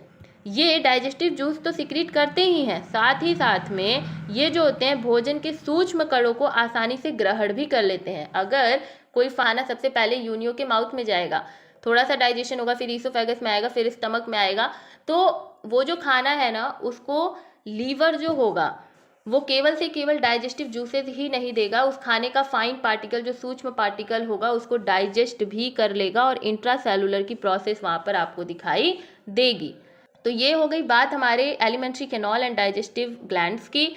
अगर हम बात करें इनमें फीडिंग की कि कौन सी प्रोसेस फीडिंग की होती है, तो इसमें फिल्टर फीडिंग देखी जाती है, जिसमें क्या होता है ना कि फिल्टर किया जाता है, फूड जो है उसको फिल्टर किया जाता है। Involve straining of food from large quantities of water, मतलब कि ये पानी में रहते हैं, ठीक है। ये क्या है, मान लीजिए कि ये यूनियो है, ये सॉरी पहले आप पानी बनाओ, मान लीजिए कि this one is the water, okay, एक मिनट, वेट अ मिनट, ये मान लीजिए पानी है, ठीक है, ये पूरा का पूरा ऐसे पानी है, ठीक। और इस पानी में अगर यूनियो रह रहा है, ठीक है, ये बना लिया हमने यूनियो, ठीक। ये अगर इस पानी में ये ऐसे यूनियो रह रहा है, तो हमने आपको बताया था कि जो भी वाटर करंट होगा, ठीक है, जो भी वाटर करंट होगा, मान लीजिए कि this is the water current, तो ये वाटर करंट ऐसे इनकी बॉडी में जाएगा, ठीक है। जैसे ही ये इनकी बॉडी में जाएगा ये वाटर करंट, ये क्या करेगा, अपने साथ साथ जो फूड पार्टिकल्स हैं उनको लेकर के जाएगा। लेकिन इस वाटर में आप ये भी देखते हो कि काफ़ी बड़े बड़े पार्टिकल्स भी होते हैं और कुछ छोटे छोटे पार्टिकल्स भी होते हैं। तो जो हमारा यूनियो है ना, ये फिल्टर फीडिंग करता है, ये जितने भी बड़े पार्टिकल्स होते हैं हमारे पानी में, इनको ये क्या कर देता है, नेगलेक्ट कर देता है, इन पे ये ध्यान ही नहीं देता है। ये केवल क्या करता है, ये जो छोटे छोटे पार्टिकल्स हैं इन्हीं को ये अपनी बॉडी में क्या करता है, लेता है और इसी को इंजेस्ट करता है। तो जितने भी छोटे पार्टिकल्स होंगे ये क्या करेगा, उन्हें ही इंजेस्ट करेगा, ठीक है। तो जब एक बड़े, मान लीजिए पानी तो बहुत सारा है, लेकिन यूनियो के पास सोचो इतना एक टेक्निक है जिससे कि वो छोटे छोटे पार्टिकल्स ही केवल खा रहा है। अगर वो बड़े पार्टिकल्स खाए तो हो सकता है वो मर भी जाए, लेकिन वो छोटे छोटे पार्टिकल्स खा रहा है, तो वो क्या कर रहा है, उतने पानी में से फिल्टर कर रहा है छोटे छोटे पार्टिकल्स को अपने भोजन के लिए। तो this is like very special characteristic, जहाँ पर यूनियो जो है वो फिल्टर फीडिंग दिखाता है और लार्ज क्वांटिटीज़, मतलब वाटर बहुत बड़े पैमाने पे भी होने के बावजूद वो उसमें से छोटे छोटे पार्टिकल जो हैं उनको चुन करके अपने खाने के लिए उपयोग कर लेता है।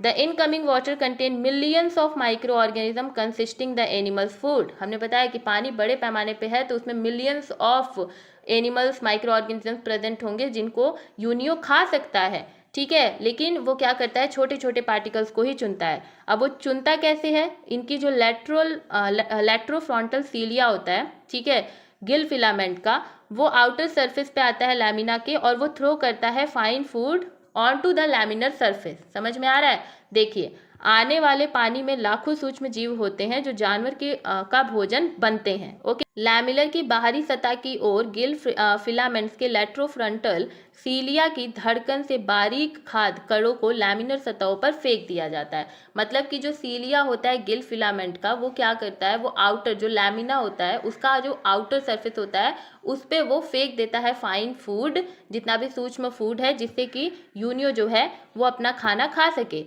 अब लैमिनर फूड पे जो फाइन पार्टिकल्स फेंके गए हैं, लैमिनर सरफेस अब क्या करेगा, म्यूकस सिक्रीट करेगा, जिससे कि वो फूड पार्टिकल्स जो होंगे वो उसी लैमिना पे क्या हो जाएगा, चिपक जाएगा, जिसके वजह से जो यूनियो है उसे आराम से खा सकेगा। जो म्यूकस है वो बोथ साइड, जो म्यूकस है वो both side of gill lamina से फूड ग्रूव तक लेकर के आएगा। जो म्यूकस है ना, जो म्यूकस सिक्रीट किया है लैमिना ने, वो क्या करेगा, गिल लैमिना दोनों तरफ से है, तो जो म्यूकस दोनों तरफ से लैमिना से सिक्रीट किया गया है उस फूड को लैमिनल सरफेस से अब फूड ग्रूव तक लेकर के आया जाएगा। फिर सीलियरी बीटिंग की वजह से जो फूड होगा वो माउथ के टुवर्ड्स आएगा और वाइल रीचिंग इन बिटवीन फिर माउथ तक आ जाएगा। तो फिर माउथ से क्या होगा, उस खाने को हम लोग देखेंगे कि यूनियो अंदर ले लेगा। फिर लैबियल पैल्प, जो कि इनका लिप होता है, lip and further sorting of food particle takes place. फिर जो छोटा पार्टिकल था उसको और छोटे पार्टिकल में माउथ में घुसते ही जो उनकी ओठ होती हैं, जो लैबियल पैल्प होते हैं, वो और छोटे पार्टिकल में तोड़ते हैं और फिर वही खाना ईसोफेगस में जाता है। समझ में आ रहा है? What I am trying to say is कि जो माउथ होता है, एक मिनट हम यहाँ आपको बताते हैं। देखिए, पानी में बहुत सारे एनिमल्स हैं, माइक्रो ऑर्गेनिजम्स हैं। होता क्या है कि सबसे पहले होता क्या है कि जो यूनियो है वो बहुत ज़्यादा पानी होने के बावजूद भी छोटे छोटे पार्टिकल्स को ढूंढता है। जैसे ही वो ढूंढता है तो लैमिनर सरफेस को देखा जा, एक मिनट देखिए, लैमिनर सरफेस पे देखा जाता है कि उन फूड पार्टिकल्स को लेकर के आया जाता है। जैसे ही लैमिनर सरफेस पे उन फूड पार्टिकल्स को लेकर के आया गया, लैमिनर सरफेस जो होता है दोनों साइड से गिल होने की वजह से म्यूकस सिक्रीट करता है। दोनों ही साइड के जो लैमिना होते हैं वो म्यूकस सिक्रीट करते हैं। फिर जो म्यूकस सिक्रीट हुआ है, ये म्यूकस सिक्रीट इस फूड को, मान लीजिए कि दिस इज द फूड, इस फूड को पहले म्यूकस सिक्रीट हो रहा है, फिर इस फूड को क्या किया जाएगा, म्यूकस के द्वारा इस फूड को क्या किया जाएगा, अब फूड ग्रूव तक लेकर के जाया जाएगा। कहाँ तक लेके जाया जाएगा, फूड ग्रूव, ठीक है, फूड ग्रूव तक लेकर के आए, ठीक है। उसके बाद यहाँ फूड ग्रूव से अब इस फूड को हम लोग माउथ तक देखते हैं कि यूनियो लेकर के जाता है। ये फूड अब कहाँ आएगा, माउथ तक आएगा, ठीक है। फिर माउथ तक आते ही माउथ में होता है लैबियल पैल्प। क्या होता है माउथ में, लैबियल पैल्प। ये लैबियल पैल्प जो फूड आया है इसको और छोटे छोटे भाग में तोड़ देता है, ठीक है। तो ये क्या कर देगा, और इसको छोटे छोटे पार्टिकल्स में तोड़ देगा। फिर ये जो फूड है ये कहाँ जाएगा, ये पहले लैबियल में गया, फिर लैबियल जो है यहाँ से फूड जो है वो ईसोफेगस में जाएगा, ठीक है। कहाँ जाएगा, एक मिनट ऐसे लिख दें क्या, पहले ईसोफेगस में जाएगा, फिर ईसोफेगस से स्टमक में, फिर इंटेस्टाइन में, फिर जगह है क्या, जगह नहीं है, फिर इंटेस्टाइन में, और फिर इंटेस्टाइन से आप देखोगे रेक्टम एंड फिर एनस। एनस से ये क्या कर दिया जाएगा, बाहर निकाल दिया जाएगा, ठीक है। ईसोफेगस से स्टमक, स्टमक से इंटेस्टाइन, फिर इंटेस्टाइन से रेक्टम, रेक्टम से एनस, ऐसे करके फिर एनस से जो होगा वो खाना बाहर निकल जाएगा। This is the whole digestive system of our what Unio. समझ में आया कि लैबियल पैल्प, फिर म्यूकस सिक्रीट हुआ, म्यूकस सिक्रीट होने के बाद लैबियल पैल्प से फूड ग्रूव, फिर फूड ग्रूव से माउथ, माउथ में होगा आपका लैबियल पैल्प, लैबियल पैल्प इसको फाइन पार्टिकल में तोड़ेगा, एंड फिर वहाँ से ईसोफेगस, ईसोफेगस से स्टमक, स्टमक से इंटेस्टाइन, इंटेस्टाइन से आप देखोगे रेक्टम, एंड रेक्टम से फिर एनस, और फिर आप यही देख रहे हो कि एनस जो है यहाँ से फूड का एक्सक्रीशन हो जाएगा। इजेशन फूड का माउथ से हो रहा है, एक्सक्रीशन जो है वो फूड का हमारे एनस से हो रहा है। This is the whole digestive system of Unio. Okay, clear हो गया ये चीज़। अब देखिए आगे बढ़ते हैं, अब हम एक्सक्रीटरी सिस्टम पढ़ेंगे, ठीक है। हमने डाइजेस्टिव पढ़ लिया। एक्सक्रीटरी में ये होता है कि एक्सक्रीशन जो होता है वो दो तरीके से यहाँ पर देखा जाता है, एक तो किडनी की वजह से और दूसरा कैबर्स ऑर्गन की वजह से। किडनी है उसी को हम यहाँ पर स्पेशलाइज्ड ऑर्गन ऑफ बोजानस बोल देते हैं, जो कि बहुत ज़्यादा इंपॉर्टेंट पॉइंट है। ये आपसे पूछा जा सकता है कि ऑर्गन ऑफ बोजानस जो है वो किस ऑर्गेनिज्म में पाया जाता है, या ये फिर किस काम के लिए यूज आता है। अब आपने अगर नहीं पढ़ा होगा तो आप ऑर्गन ऑफ बोजानस सर्कुलेटरी के लिए भी बोल सकते हो, डाइजेस्टिव के लिए भी बोल सकते हो, नर्वस सिस्टम के लिए भी बोल सकते हो, सेंस ऑर्गन भी बोल सकते हो। लेकिन आपने ये अब पढ़ लिया तो आपको ये पता होना चाहिए कि ऑर्गन ऑफ बोजानस जो है एक एक्सक्रीटरी ऑर्गन है। क्या है ये, एक उत्सर्जन का ये क्या है, एक जरिया है। ऑर्गन ऑफ बोजानस जो है वो कुछ और नहीं, दो किडनी इनमें पाए जाते हैं जिन्हें हम नेफ्रीडिया कहते हैं। इन्हीं को हम ऑर्गन ऑफ बोजानस भी नाम दे देते हैं। जो ईच किडनी होती है वो लॉन्ग होती है, बड़ी होती है, डार्क होती है, ग्लैंडुलर होती है, भाई ग्लैंड की तरह काम होती है, खूब बहुत सारे ग्लैंडुलर ट्यूब से बनी होती है, और जा करके खुलती है एंड पे, जो एकदम इनका एंड होगा उस पर जा करके ये खुल जाएगी। It is bent upon itself like a U shape, ऐसे यू शेप में ये बेंट होती है। ये जो किडनी होती है ये यू शेप में बेंट होती है, ब्रॉड यू शेप में ये क्या हो जाती है, बेंट होती है। तो organ of Bojanus is nothing, it is the kidney of Unio, जो कि एक्सक्रीशन का काम कर रहे हैं। डार्क कलर के होते हैं, ग्लैंडुलर ट्यूब से बने होते हैं, यू शेप के ये देखे जाते हैं। अब कैबर्स ऑर्गन जो होता है, another the most important point जो कि आपके एग्जामिनेशन से बहुत ज़्यादा रिलेटेड है। कैबर्स ऑर्गन जो होता है, या इसी को हम पेरिकार्डियल ग्लैंड भी बोलते हैं, ये भी लार्ज होता है रेडिश ब्राउन होता है, मतलब कि लाल और भूरे वाला जो कलर होता है उसमें आपको दिखाई देंगे। Glandular mass situated in the front of pericardium. Pericardium के ये फ्रंट में होते हैं। कहाँ होते हैं? पेरिकार्डियम के फ्रंट में होते हैं और ये एक्सक्रीशन का काम करते हैं। एक्सक्रीशन के काम में ये क्या करते हैं? जो भी वेस्ट प्रोडक्ट होता है उसे पेरिकार्डियम कैविटी में छोड़ देते हैं और फिर जो फाइनली जो वेस्ट प्रोडक्ट होता है उसको किडनी के द्वारा बाहर निकालना स्टार्ट कर दिया जाता है और वो क्या होता है? एनस तक पहुंचता है। ठीक है, समझ में आया? कैबर ऑर्गन क्या है? इसी को हम पेरिकार्डियल ग्लैंड भी बोलते हैं। ये लार्ज रेडिश ब्राउन कलर का होता है, ग्लैंडुलर मास होता है जो कि पेरिकार्डियम के जस्ट सामने ये देखा जाता है। पेरिकार्डियम के सामने देखा जा रहा है तो उसी से याद रखना कि जो भी वेस्ट प्रोडक्ट कैबर्स ऑर्गन निकाल के देगा वो पेरिकार्डियम की कैविटी में, जो उसका हॉलो स्ट्रक्चर होगा पेरिकार्डियम का, उसमें दे दिया जाएगा और फिर वहाँ से फाइनली जो किडनी है वहाँ से जो वेस्ट प्रोडक्ट है उसको बाहर निकाल दिया जाएगा। ओके, कैबर का अंग पेरिकार्डियम ग्रंथि का एक बड़ा लाल भूरा ग्रंथि द्रव्यमान है जो पेरिकार्डियम के सामने स्थित होता है। यह संभवतः उत्सर्जन में मदद करता है।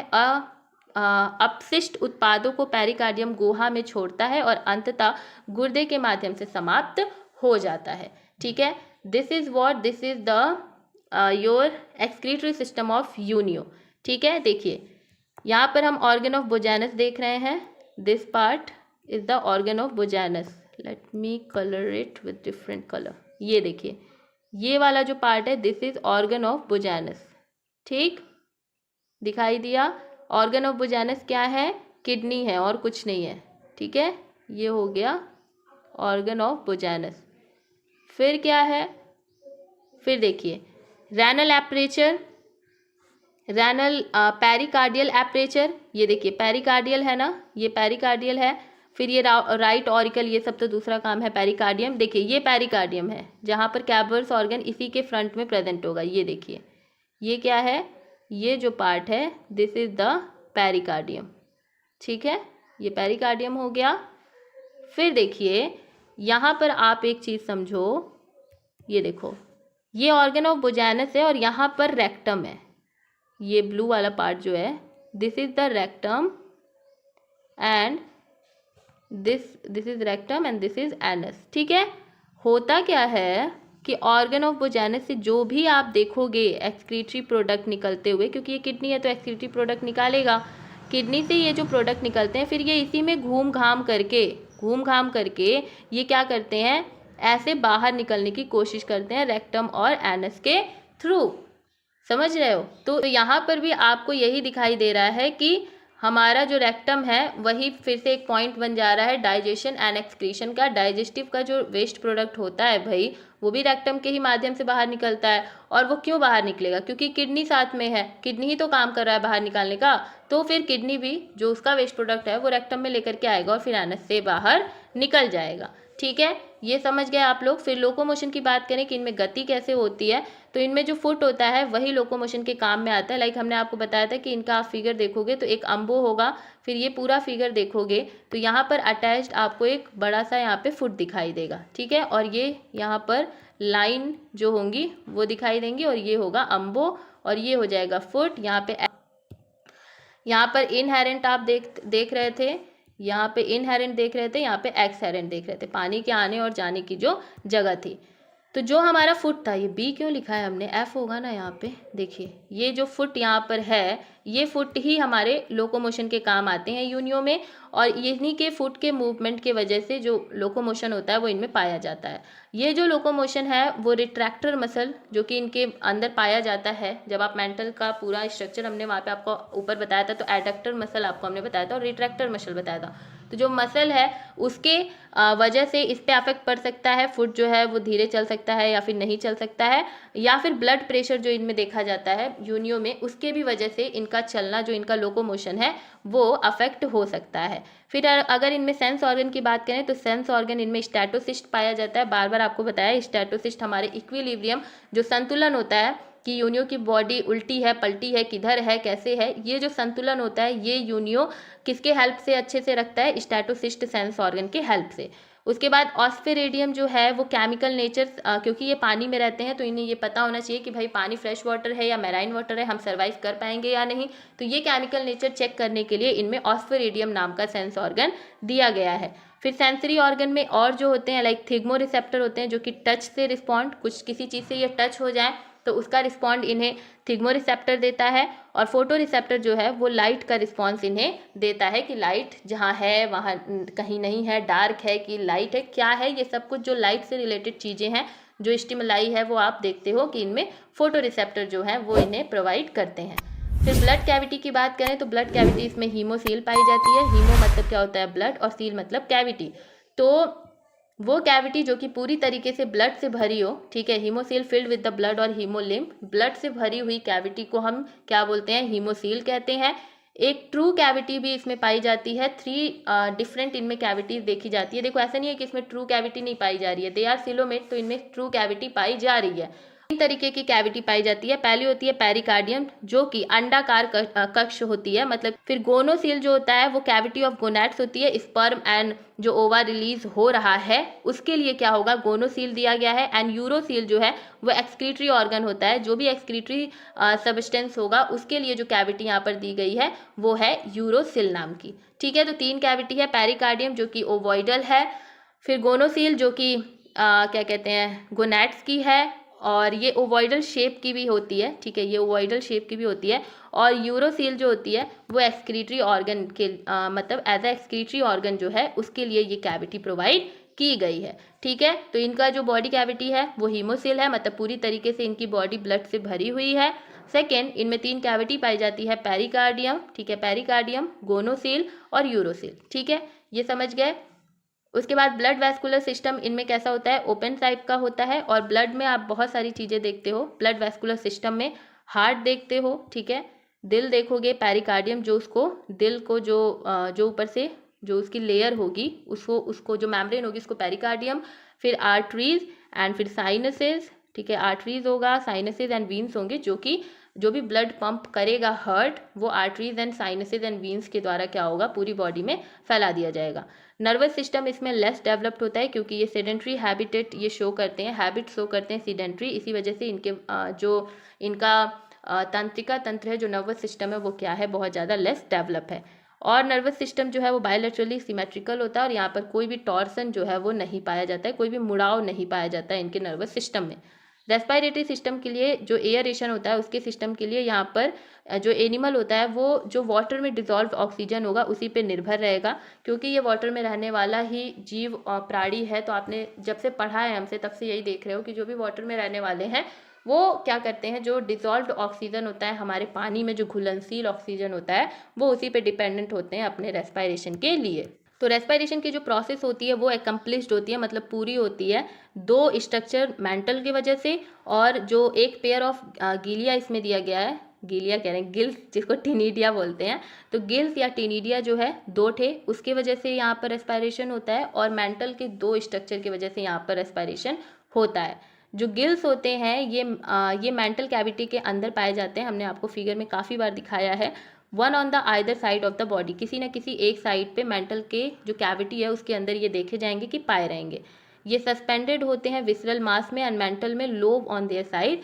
जो गिल्स होते हैं ये स्ट्रक्चरली यू लैमी ब्रैंक, ठीक है, यू लैमली ब्रैंक टाइप के होते हैं। कैसे होते हैं, यू लैमली ब्रैंक टाइप के होते हैं। इनके जो ईच गिल होती है, ठीक है, जो इनकी ईच गिल होती है वो कंसिस्ट होती है हाफ गिल से या डैमी ब्रैंक से या फिर लैमिना से साइड बाय साइड, ठीक है।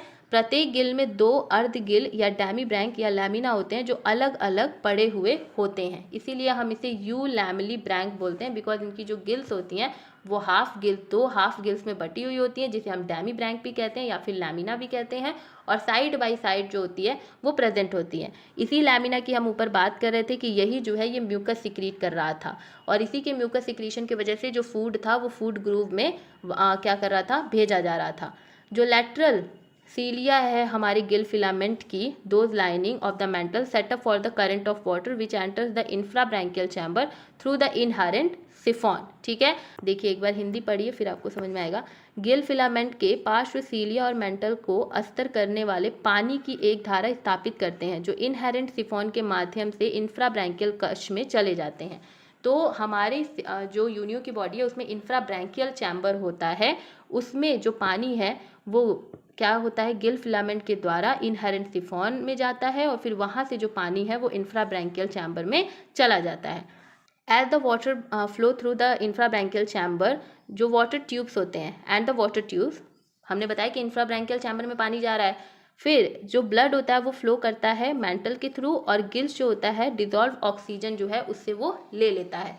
आप मेरी बात समझ रहे हो, मैं आपसे मतलब क्या मैं समझाना चाह रही हूँ वो चीज़ आप समझ रहे हो या नहीं समझ रहे हो, मुझे समझ में ये चीज़ नहीं आ रही है, एक बार मुझे अपने तरीके से समझाने दो। देखो जो यूनियो की बॉडी है, ठीक है, यूनियो की जो बॉडी है हमने आपको उसमें बताया था कि यहाँ पर यूनियो की बॉडी में ये जो सेल है, ये ऊपर की शेल है और एक नीचे सेल होती है, दो वेल्व होते हैं, बाई वेल्विया होते हैं।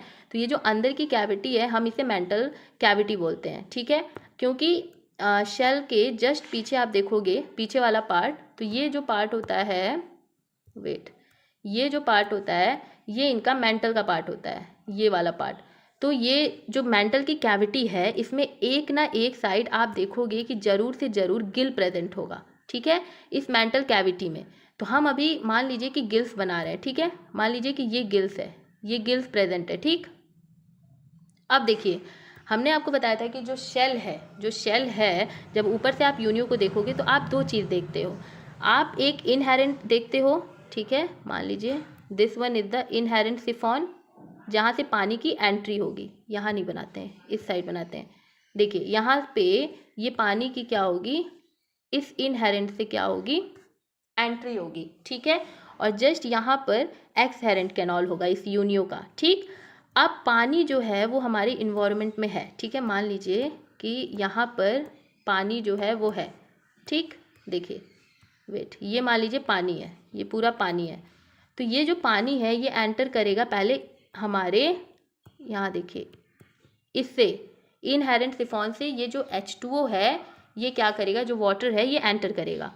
फिर यहाँ पर जो गिल्स प्रेजेंट हैं ये गिल्स में मतलब गिल्स प्रेजेंट है और गिल्स के ही पास आप देखते हो ब्लड वैस्कुलर सिस्टम, ठीक है, ब्लड वैस्कुलर सिस्टम देखते हो। तो यहाँ पढ़िए, जो ब्लड होता है वो फ्लो करता है मेंटल के द्वारा, मेंटल जो है वो ब्लड को फ्लो कराता है, और जब ब्लड को फ्लो कराता है तो ये जो गिल्स होती हैं, देखिए ये जो गिल्स होती हैं, अब मेंटल क्या कर रहा है, ब्लड को कह रहा है कि तुम फ्लो करो। तो मान लीजिए कि ये ब्लड को ऐसे फ्लो करने के लिए कह रहा है, तो यहाँ पर है ये ब्लड, ठीक है, ये ब्लड है, और ये वाला जो पार्ट हमने बनाया है दिस इज़ योर गिल, ये जो पार्ट है दिस इज़ द गिल, ये ग्रीन वाला पार्ट, ठीक है, और ये हमारे पानी की एंट्री हो जाएगी। तो मान लीजिए यहाँ पर पानी है, ठीक है, इनके पानी अंदर इनकी बॉडी में ऐसे गया हुआ है। अब क्या होगा ना कि जो वाटर अंदर H2O गया है वो क्या करेगा, इस गिल के पास जाएगा, और गिल जो है वो हमारे ब्लड से अटैच है। ये येलो वाला हमने ब्लड बताया, नो कि रेड कलर होता है, बट यहाँ समझो ये जो येलो वाला पार्ट बनाया है वो ब्लड बनाया है। तो यहाँ पर ब्लड प्रेजेंट है, तो ब्लड में से ये क्या करेगा, CO2 को लेगा, और पानी में जो डिज़ोल्व्ड ऑक्सीजन होगा ये CO2 को क्या करेगा, लेगा, और ऑक्सीजन को ये क्या करेगा, अंदर भेजेगा। ये CO2 को क्या करेगा, देखिए एक मिनट, ये क्या करेगा, CO2 जो है उसे बाहर करेगा, और जो O2 है उसे, जो पानी जो है उसमें जो डिज़ोल्व ऑक्सीजन है, जो घुलनशील ऑक्सीजन है, उससे अंदर लेगा और फिर ये ब्लड में ही छोड़ देगा, ठीक है, ये ऑक्सीजन, और इस पानी में ही ये CO2 को छोड़ देगा, जिससे CO2 बाहर चला जाएगा और जो ऑक्सीजन है वो हमारे ब्लड में डिज़ोल्व हो जाएगा। और ब्लड में ही तो ऑक्सीजन जाकर के डिज़ोल्व होता है, ब्लड में ही तो डिज़ोल्व होता है, कहीं अलग से तो तुम्हारे अंदर गैस के लिए सिलेंडर नहीं ना रखा गया है, या यूनियो में तो नहीं रखा जाएगा ना, ब्लड में ही जाकर के ऑक्सीजनेटेड ब्लड हो जाता है, समझ गए। तो इसी तरीके से जो गिल है वो वर्क करता है, वो पानी को लेता है, घुलनशील पानी में से ऑक्सीजन को खींच लेता है, और ब्लड से क्या करता है, कार्बन डाइऑक्साइड को ले लेता है, फिर दोनों का एक्सचेंज करा देता है। This is your respiratory system, जहाँ पर आप एक्सचेंज ऑफ गैसेस देखते हो, ठीक है। तो आउटगोइंग जो करंट होता है वाटर का, in addition to carbon dioxide carries away the nitrogenous, अब इसी के साथ नाइट्रोजिनस जितने भी एक्सक्रीटरी प्रोडक्ट होते हैं, जितने भी फीकल मैटर्स होते हैं, ये सब क्या हो जाते हैं, बाहर निकल जाते हैं। ओके, तो this one was the respiratory. अब बात करते हैं रिप्रोडक्शन, जो हमारा लास्ट सेगमेंट है। यूनियो जो है वो डायोशियस होता है, मतलब कि इसमें सेक्सेस जो है वो सेपरेट होंगे। Male Unio and female Unio जो है वो अलग अलग होंगी। यहाँ पर कोई भी एक्सटर्नल डायमॉर्फिज्म नहीं पाया जाता है, मतलब आप ऊपरी देख करके आप ऊपर से नहीं पहचान पाओगे कि कौन सा मेल यूनियो है और कौन सा फीमेल यूनियो है। द गोनैड एंड टेस्टिस, ठीक है, in male and ovaries in female. जो गोनैड स्ट्रक्चर्स होते हैं जैसे कि टेस्टिस हमारे मेल में एंड ओवरीज हमारी फीमेल में, ये दोनों ही पाए जाते हैं। मेल में टेस्टिस पाया जाएगा, फीमेल यूनियो में ओवरीज पाई जाएंगी। जो गोनैड्स होते हैं ये पेयर्स में प्रेजेंट होते हैं, लार्ज होते हैं दोनों में ही, सिंपल होते हैं, ब्रैंकियल ट्यूब इनमें पाई जाती है। इंटेस्टाइनल जो क्वाइल है उसके ये किनारे क्या होते हैं, एक मास के रूप में लगे होते हैं, ठीक है। जैसे कि हमने आपको बताया था कि ये माउथ है, ठीक है, this one is the mouth. Then हमने आपको ईसोफेगस छोटा सा देखने को मतलब बोला था। फिर हमने बोला कि ये स्टमक है और फिर स्टमक से लीड कर रहा था इंटेस्टाइन, ठीक है। तो ये हमारा ऐसे हमने खूब ऐसा क्वाइल्ड इंटेस्टाइन देखा था। फिर इंटेस्टाइन के बाद आपने रेक्टम देखा था और रेक्टम से फिर आपने एनस देखा था। तो this one was the digestive part, ये आपका डाइजेस्टिव पार्ट था, ठीक है। ये डाइजेस्टिव पार्ट था जहाँ पर आप स्टमक के इर्द गिर्द क्या देख रहे थे, स्टमक के इर्द गिर्द आप देख रहे थे क्या, डाइजेस्टिव ग्लैंड्स, ठीक है। तो ये मान लीजिए ये जो हमने बना रहे हैं ये वाला पार्ट, ये हो गया हमारे स्टमक के इर्द गिर्द वाला पार्ट जो कि है डाइजेस्टिव। तो ये क्या हो गया, डाइजेस्टिव ग्लैंड्स हो गए काफ़ी सारे, ठीक है, ये डाइजेस्टिव ग्लैंड्स हो गए, मतलब हो गए, ठीक है। फिर हमने ये भी आपको दिखाया था कि इंटेस्टाइन के बगल में जो गोनैड्स हैं वो पाए जा रहे हैं। तो इंटेस्टाइन के बगल में गोनैड्स कहाँ होंगे, देखो ये इंटेस्टाइन है तो इंटेस्टाइन में ऐसे गोनैड्स पाए जाएंगे। जो क्वाइल्ड इंटेस्टाइन है उसी के किनारे किनारे ये यूनियो में जो गोनैड्स हैं वो पाए जाएंगे। कैसे, इस तरीके से, ठीक है, विसरल मास की तरह, एक मास की तरह ऐसे क्या होंगे, ये गोनैड्स जो है वो पाए जाएंगे। गोनैड्स में भी आप देखोगे कि मेल में, ठीक है, मेल और फीमेल, ठीक है, तो मेल और फीमेल दोनों में अलग अलग होगा।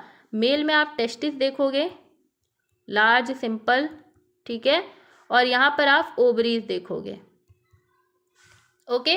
तो this one is the reproductive system जो कि इंटेस्टाइनल क्वाइल जो है उसके इर्द गिर्द में पाया जा रहा है। मेल में टेस्टिस है, ओवरीज जो है वो फीमेल में है। तो टेस्टिस क्या निकालेगा, टेस्टिस क्या प्रोड्यूस करेगा और ओवरीज क्या प्रोड्यूस करेंगी, ये दोनों ही जो हैं, टेस्टिस जो है वो स्पर्म प्रोड्यूस करेंगे एंड जो ओवरीज हैं ये ओवा प्रोड्यूस करेंगी, ठीक है।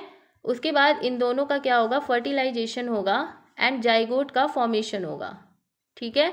उसके बाद अभी हम आपको जाइगोट के फॉर्मेशन वाला बता रहे हैं, पहले ऊपर देख लीजिए कोई पॉइंट जो है। देखिए ब्रीडिंग सीजन के दौरान जो इनके गोनैड्स होते हैं, टेस्टिस और ओवरीज, ये क्या हो जाती हैं, ये ग्रेटली इनलार्ज्ड, बड़ी हो जाती हैं, कॉन्स्पियस हो जाती हैं और ब्राइट कलर की दिखने लगती हैं। मतलब ये कि गोनैड्स बहुत बड़े, सुस्पष्ट और चमकीले रंग के हो जाते हैं। जो टेस्टिस होते हैं वो बिकम वाइट कलर के हो जाते हैं, जो ओवरीज होती हैं वो रेड कलर की हो जाती हैं। द सिलोमिक इपिथेलियम लाइनिंग जो होती है इनके ट्यूब्यूल्स की, वो प्रोलिफरेट होती है स्पर्मेटोजोआ एंड ओवा से। मतलब कि स्पर्मेटोजोआ आपका स्पर्म बनाएगा एंड ओवा जो है वो ओवा बनाएगा, एग बनाएगा। जो गोनैड्स होते हैं ईच साइड पे इनके वो शॉर्ट डक्ट्स इसमें पाए जाते हैं। वॉसर डिफरेंस हमारे मेल में एंड ओवी डक्ट जो है वो फीमेल में, क्योंकि ओवी डक्ट जो है वो जब ओवा से एग बन जाएगा तो ओवी डक्ट नली, हमने आपको पढ़ाया है ना कि ओवी डक्ट क्या होता है, एक छोटा सा ट्यूब लाइक स्ट्रक्चर होता है। तो मान लीजिए कि ये ओवा है तो ये एग का जब फॉर्मेशन करेगा तो इसी नली से बाहर आप देखोगे कि एग जो है वो आएगा स्पर्म से क्या करने के लिए, फर्टिलाइजेशन के लिए, ठीक है। फिर ईच डक्ट जो ओवी डक्ट है या फिर जो बहुत सा डिफरेंस, देखिए जो डक्ट ओवा को ट्रैवल करवाएगा वो मतलब एग को ट्रैवल कराएगा वो ओवी डक्ट होगा। जो स्पर्म को ट्रैवल कराएगा उसे हम स्पर्म डक्ट नहीं कहेंगे, हम उसे कहेंगे वॉसर डिफरेंस, ठीक है। फिर ये जो वॉसर डिफरेंस एंड ओवी डक्ट हैं, ये डक्ट ओपन्स होती हैं सुप्रा ब्रैंकियल चैम्बर में। कहाँ ब्रैंकियल, सुप्रा ब्रैंकियल चैम्बर में। और इनर गिल लैमिना के पास its own side, gill lamina के ही पास आप देखोगे कि गोनाड स्ट्रक्चर भी है, तो सुप्राब्रैंकियल चैम्बर में ये जाकर के खुल जाती हैं और गिल लैमिना के पास आपका सुप्राब्रैंकियल चैम्बर जो है वो गिल लैमिना के पास है। और ये ओपनिंग क्या होती है, जेनाइटल एपर्चर में खुलती है in front of the renal aperture of the ureter. फिर यहाँ पर कोई भी एसेसरी रिप्रोडक्टिव ऑर्गन नहीं होता है, जैसे कि कोई ग्लैंड या फिर कॉप्युलेटरी स्ट्रक्चर नहीं होता है, कोई भी ऐसा स्ट्रक्चर नहीं होता है मेल या फीमेल के पास जो कि एक दूसरे को अट्रैक्ट कर पाएँ या कुछ भी, ऐसा कोई स्ट्रक्चर इनके पास नहीं होता है। स्पर्म फ्रॉम मेल एंड ओवा फ्रॉम फीमेल फर्टिलाइजेटेड एंड जाइगोट का फिर फॉर्मेशन होता है। फिर जाइगोट जो है वो विटेलाइन मैम्ब्रेन से क्या होती है, पूरे तरीके से सराउंड हो जाती है और स्मॉल परफोलेशन माइक्रोपाइल जो है उसमें से निकलता है। ठीक है, स्मॉल परफोलेशन माइक्रोपाइल जो है इसमें से आप देखते हो कि ये निकलता है। ठीक है, अब यहाँ पर ग्लाइकोडियम जो लार्वा है उसका फॉर्मेशन होता है, जो कि बहुत ज़्यादा इंपॉर्टेंट है। तो इसके लिए हमने कोई स्लाइड नहीं बनाई है, हम इसको आपको खुद बताएंगे। देखिए, जब हमने बताया कि टेस्टिस से स्पर्म निकल रहा है, ठीक है, टेस्टिस से स्पर्म निकल रहा है, ओवरीज से ओवा निकल रही हैं, तो they both have like duct. हमने आपको बताया ना कि डक्ट इनमें होती है। एक बार शुरू से बताते हैं। देखिए, ये हो सकता है आपको, देखिए घबराइए नहीं, आप अच्छे से पढ़ेंगे तो आप ही के लिए बढ़िया है ना। आप कोई भी सब्जेक्टिव हो, पेपर ऑब्जेक्टिव हो, आप आराम से उसको क्लियर कर सकते हो, तो अच्छे से पढ़िए। देखिए, ये हो गया टेस्टिस, ये हो गया ओवरीज। ओवरीज मतलब कि 2 ओवरी हैं। ठीक है, अब इनमें से डक्ट बाहर निकलेंगी। ठीक, मान लीजिए ये इसमें से डक्ट निकल रही है, ये इसमें से डक्ट निकल रही है। ठीक है, अब इस डक्ट का क्या नाम है, जो ओवी डक्ट है ये हमारे फीमेल में होंगी, जो कि ओवा को ट्रेवल कराएंगी, और ये हो गया हमारा वॉसा डिफरेंस, जो कि फीमेल में होगा, सॉरी मेल में होगा। ठीक है, वॉसा डिफरेंस। अब ये जो डक्ट है, ठीक है, ये कुछ इस तरीके से होंगे। ये जो डक्ट है वो पाइप के नुमा होगा। कैसा होगा, एक छोटे से पाइप के नुमा। तो ओवरीज जो हैं वहाँ से क्या निकलेंगे, एग। ठीक है, ओवरीज जो है वो किसका प्रोडक्शन करेंगे भाई, वो एग का प्रोडक्शन करेंगे। तो चलिए यहाँ से हम देखते हैं कि ओविडक्ट के द्वारा एग आता है। ठीक है, और टेस्टिस जो हैं वो करेंगे किसका, स्पर्म का। तो यहाँ से मान लीजिए कि आते हैं स्पर्म। ठीक है, ये हो गया स्पर्म। फिर इन दोनों का क्या होगा, फर्टिलाइजेशन। ओके है, ओके। फिर ये जो स्पर्म है और ये जो ओवा है, इनका क्या होगा, फर्टिलाइजेशन होगा। और जब फर्टिलाइजेशन होगा तो जाइगोट का फॉर्मेशन होगा। किसका, जाइगोट का फॉर्मेशन। और ये जो जाइगोट है ये सराउंडेड हो जाएगी विटेलाइन मेम्ब्रेन से, जिससे अभी आपको कोई लेना देना नहीं है, आप इस जाइगोट को बस समझो।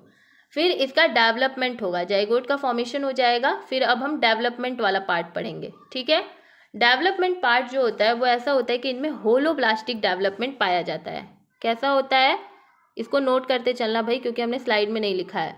ये हो गया होलोब्लास्टिक डेवलपमेंट। होलोब्लास्टिक डेवलपमेंट में आप देखते हो कि यहाँ पर क्लीवेज जो होता है, जो टूटना होता है एक पूरे के पूरे जाइगोट का, वो क्लीवेज जो होता है वो होलोब्लास्टिक होता है। मतलब ये कि पूरे जो एक जाइगोट बना हुआ है इसका जो ओवरऑल, ठीक है, इसका जो ये ओवरऑल साइड से इसमें क्या होगा, क्लीवेज होगा, मतलब कि ये टूटेगा।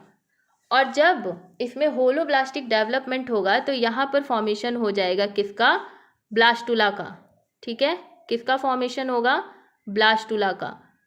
और ये जो ब्लास्टुला है ना, ये जो ब्लास्टुला है ये जो होगा इसमें फिर ब्लास्टुला जो होगा वो भी डेवलप होगा। तो वो डेवलपमेंट जब ब्लास्टुला का होगा तो ये 2 सेल्स में क्या होंगी, डिवाइड होंगी। किस में डिवाइड होंगी, 2 सेल्स में डिवाइड होंगी। जो 2 सेल्स होंगे, एक होगा माइक्रो और एक होगा मैक्रो। एक छोटी सेल्स होंगी और एक जो होंगी वो बड़ी सेल्स होंगी। तो पहला है माइक्रोमेयर, ठीक है, पहला है माइक्रोमेयर और दूसरा है मैक्रोमेयर। ये 2 सेल्स जो होती हैं ये बनती हैं। पहला क्या था, माइक्रोमेयर और दूसरा मैक्रोमेयर। नाम से ही समझ में आ रहा है, माइक्रो मतलब छोटा, मैक्रो मतलब बड़ा। ठीक है, उसके बाद आप देखते हो कि मैक्रोमेयर जो कि बड़ी सेल होती है, इसमें होता है क्या, इसमें होता है इनवेजिनेशन। क्या होता है, इनवेजिनेशन, मतलब कि ये मैक्रो जो मेयर हैं ये होने लगती हैं, मुड़ने लगती हैं। तो इनमें पाया जाता है इनवेजिनेशन। जो मैक्रोमेयर है वो मुड़ने लगती हैं। ठीक है, अब इनवेजिनेशन के बाद I don't have slide here, तो हम फिर से ऊपर वाली स्लाइड पे ही चलेंगे, इनवेजिनेशन के बाद देखेंगे, ठीक है। तो देख डेवलपमेंट हो रहा है, उसमें क्लीवेज होलोब्लास्टिक है, चारों तरफ से डेवलपमेंट हो रहा है, ब्लास्टुला बन रहा है, ब्लास्टुला में 2 सेल्स बन रही हैं आगे डेवलपमेंट में, एक माइक्रो जो कि छोटी है, फिर दूसरा मैक्रो जो कि बड़ी है। मैक्रो में इनवेजिनेशन होता है तो गैस्ट्रुला का फॉर्मेशन होता है। मैक्रो जो है जब उसमें इनवेजिनेशन होता है तो गैस्ट्रुला का फॉर्मेशन होता है, ठीक है। और ये जो गैस्ट्रुला है, ये जो गैस्ट्रुला है, इसमें आप देखते हो इम्ब्रियो जो कि नाम है आर्किग्ट्रॉन, ठीक है। क्या नाम है? आर्किग्ट्रॉन, जिसमें हमने आपको आर्कियन, जो ऊपर हमने आपको पढ़ाया था ना जीनस में इनका नाम आर्कियन करके भी आया था, वो इसी वजह से आया था क्योंकि इनकी गैस्ट्रुला में जो इम्ब्रियो है उसका नाम क्या है? आर्किग्ट्रॉन। ये स्पेलिंग थोड़ा एक बार मेरे कहने पे चेक कर लेना, ठीक है, आर्किग्ट्रॉन। और ये जो गैस्ट्रुला में आर्किग्ट्रॉन इम्ब्रियो है, अब ये इम्ब्रियो जो है इसका जो अपर पार्ट है, आर्किग्ट्रॉन का जो अपर पार्ट है, इसमें क्या होगा? इनवेजिनेशन होगा, ठीक है, आर्किग्ट्रॉन के अपर पार्ट में। तो इनवेजिनेशन हम INV लिख रहे हैं, invagination in the upper part of the embryo, ठीक है। क्या होगा? Upper part of the embryo, जिसके वजह से इनवेजिनेशन होने की वजह से इम्ब्रियो के अपर पार्ट में किसका फॉर्मेशन हो जाएगा? हमारे सेल ग्लैंड का फॉर्मेशन हो जाएगा। ये किसको लीड करेगा? सेल ग्लैंड के फॉर्मेशन को, शेल, ठीक है, शेल ग्लैंड के फॉर्मेशन को। अब ये जो सेल ग्लैंड बनी है, ये जो सेल ग्लैंड बनी है, फॉर्म हुई है, ये क्या करेगी? ये सिक्रीट करेगी सेल। जो सेल ग्लैंड है ये क्या सिक्रीट करेंगे? सेल, ठीक है, ये सिक्रीट करेंगे क्या? ये सिक्रीट करेंगे शेल। और शेल आप जानते हो कि इनका ऊपर वाला पार्ट बन जाता है। फिर इस इम्ब्रियो की जो मीजोडर्मल सेल होगी, ठीक है, इस इम्ब्रियो की जो मीजोडर्मल सेल होगी, क्योंकि ये ट्रिप्लोब्लास्टिक होते हैं तो इनमें एक्टोडर्म मीजोडर्म होगा, तो मीजोडर्मल जो इनकी सेल होगी वो क्या बनाएगी? Adductor muscle. जो इनमें मस्कुलर पार्ट होगा उसमें भी एडक्टर मसल जो होगा वो हमारी मीजोडर्मल सेल बना लेंगी। और जो इनका एक्टोडर्मल होगा, जो इनका एक्टोडर्मल वाला एरिया होगा, देखिए एक्टोडर्मल वाला एरिया होगा, इसमें इनवेजिनेशन होगा। अगेन एक्टोडर्मल में भी क्या होगा? इनवेजिनेशन होगा, मुड़ेगा एक्टोडर्मल और किसका फॉर्मेशन कर लेगा? माउथ का, ठीक है, किसका फॉर्मेशन करेगा? माउथ का। और ये जो गैस्ट्रुला है जिसमें आप एडक्टर मसल देख रहे हो, आप माउथ देख रहे हो, आप शेल बनते हुए देख रहे हो, क्योंकि हमने देखो ना यहाँ पे काफ़ी सारी चीज़ें देख ली। हमने शेल देखा कि शेल है, एडक्टर मसल है, हमने देखा माउथ है।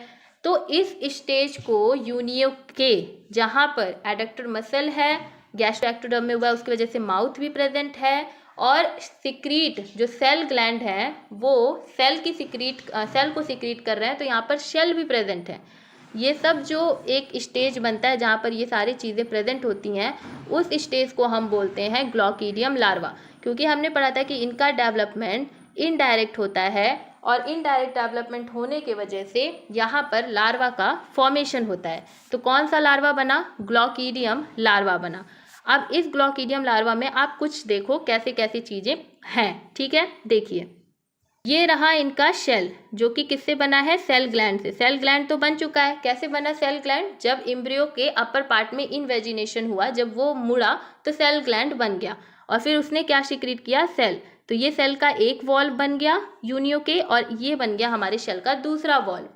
उसके बाद हमने देखा यहाँ पर एडक्टर मसल फॉर्म होते हुए, क्या दिखा? Adductor muscle. तो यहाँ पर एडक्टर मसल बना। अच्छा, ये एडक्टर मसल कहाँ से बना? जो मीजोडर्मल सेल थी उससे बना हमारा एडक्टर मसल, ठीक है। फिर मसल आपने देख ली, आपने सेल वॉल देख लिया, फिर यहाँ पर मेंटल का भी फॉर्मेशन हो जाता है, ठीक है। मेंटल तो भाई बनेगा ही, तो यहाँ पर आप ग्लॉकीडियम लार्वा में मेंटल भी देखते हो, फिर हिंग देखते हो, जिस पॉइंट पे दोनों ये पहली वॉल्व एंड दूसरी वॉल्व आकर के जुड़ती है उसे हम हिंग बोलते हैं। और फिर आप देखो यहाँ पर इनमें एक स्पेशल चीज़ पाई जाती है जो कि है यहाँ पर इनका बाइसेस, ठीक है। ये जो बाइसेस है और ये जो हुक है यहाँ पर गैस्ट्रुला लार्वा में। अब बताओ लार्वा है तो वो यंग वन में तो चेंज होगा ना, ये यंग वन में चेंज होगा, यंग यूनियो भी तो बनेगा। तो इसके लिए इसको बहुत सारा खाना खाना पड़ेगा, इसको न्यूट्रिशन लेना पड़ेगा। तो ये न्यूट्रिशन कैसे लेगा? जब तक एक लार्वा न्यूट्रिशन अच्छे से नहीं लेगा उसकी डेवलपमेंट यंग वन में नहीं होगी। तो जो हमारा ग्लॉकीडियम लार्वा है वो इस हुक का यूज़ करता है, ठीक है, वो इस हुक का यूज़ करता है और बाइसेस का यूज़ करके जो फिश होती हैं उनको पकड़ लेता है, ठीक है। अब देखिए यहाँ पर हम आपको बता रहे हैं पैरासाइटिक नेचर भी कहीं ना कहीं बन जाता है। कैसे कि ये रही फिश, ठीक है, ये एक फिश है, ठीक है।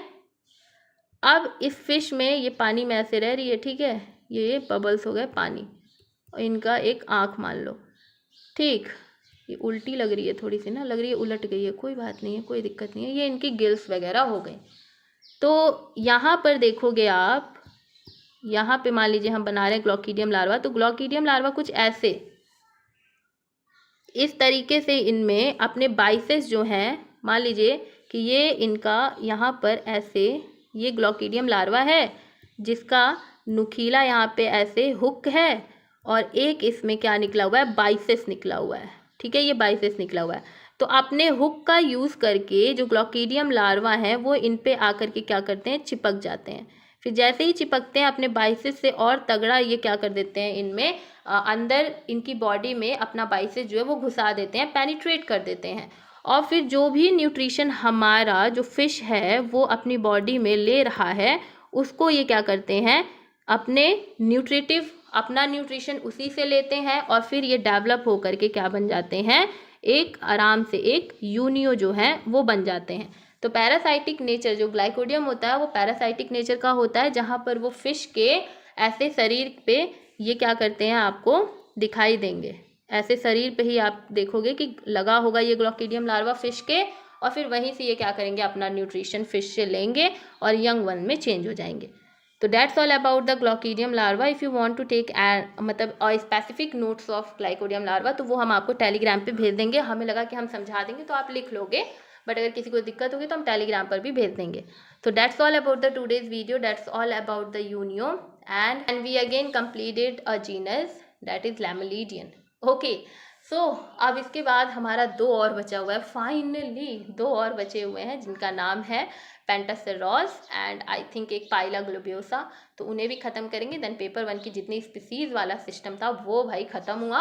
अब हम लोग पेपर 2 में आई थिंक देखो हम कल हो सकता है कि कॉर्डेट पेपर 2 का जो कॉर्डेट वाला है वो भी स्टार्ट कर दें आप लोगों के लिए। बॉटनी की भी क्लासेस चलेंगी लेकिन अब थोड़ा जल्दी जल्दी सिलेबस कंप्लीट कराने के लिए हम सोचते हैं कि कल आपको कॉर्डेट की भी वीडियो मिल जाएगी पेपर 2 की, ठीक है। तो यूनिट 1 ही उसका नाम रखेंगे क्योंकि पेपर 2 का यूनिट 1 वो होगा कॉर्डेट वाला, ठीक है।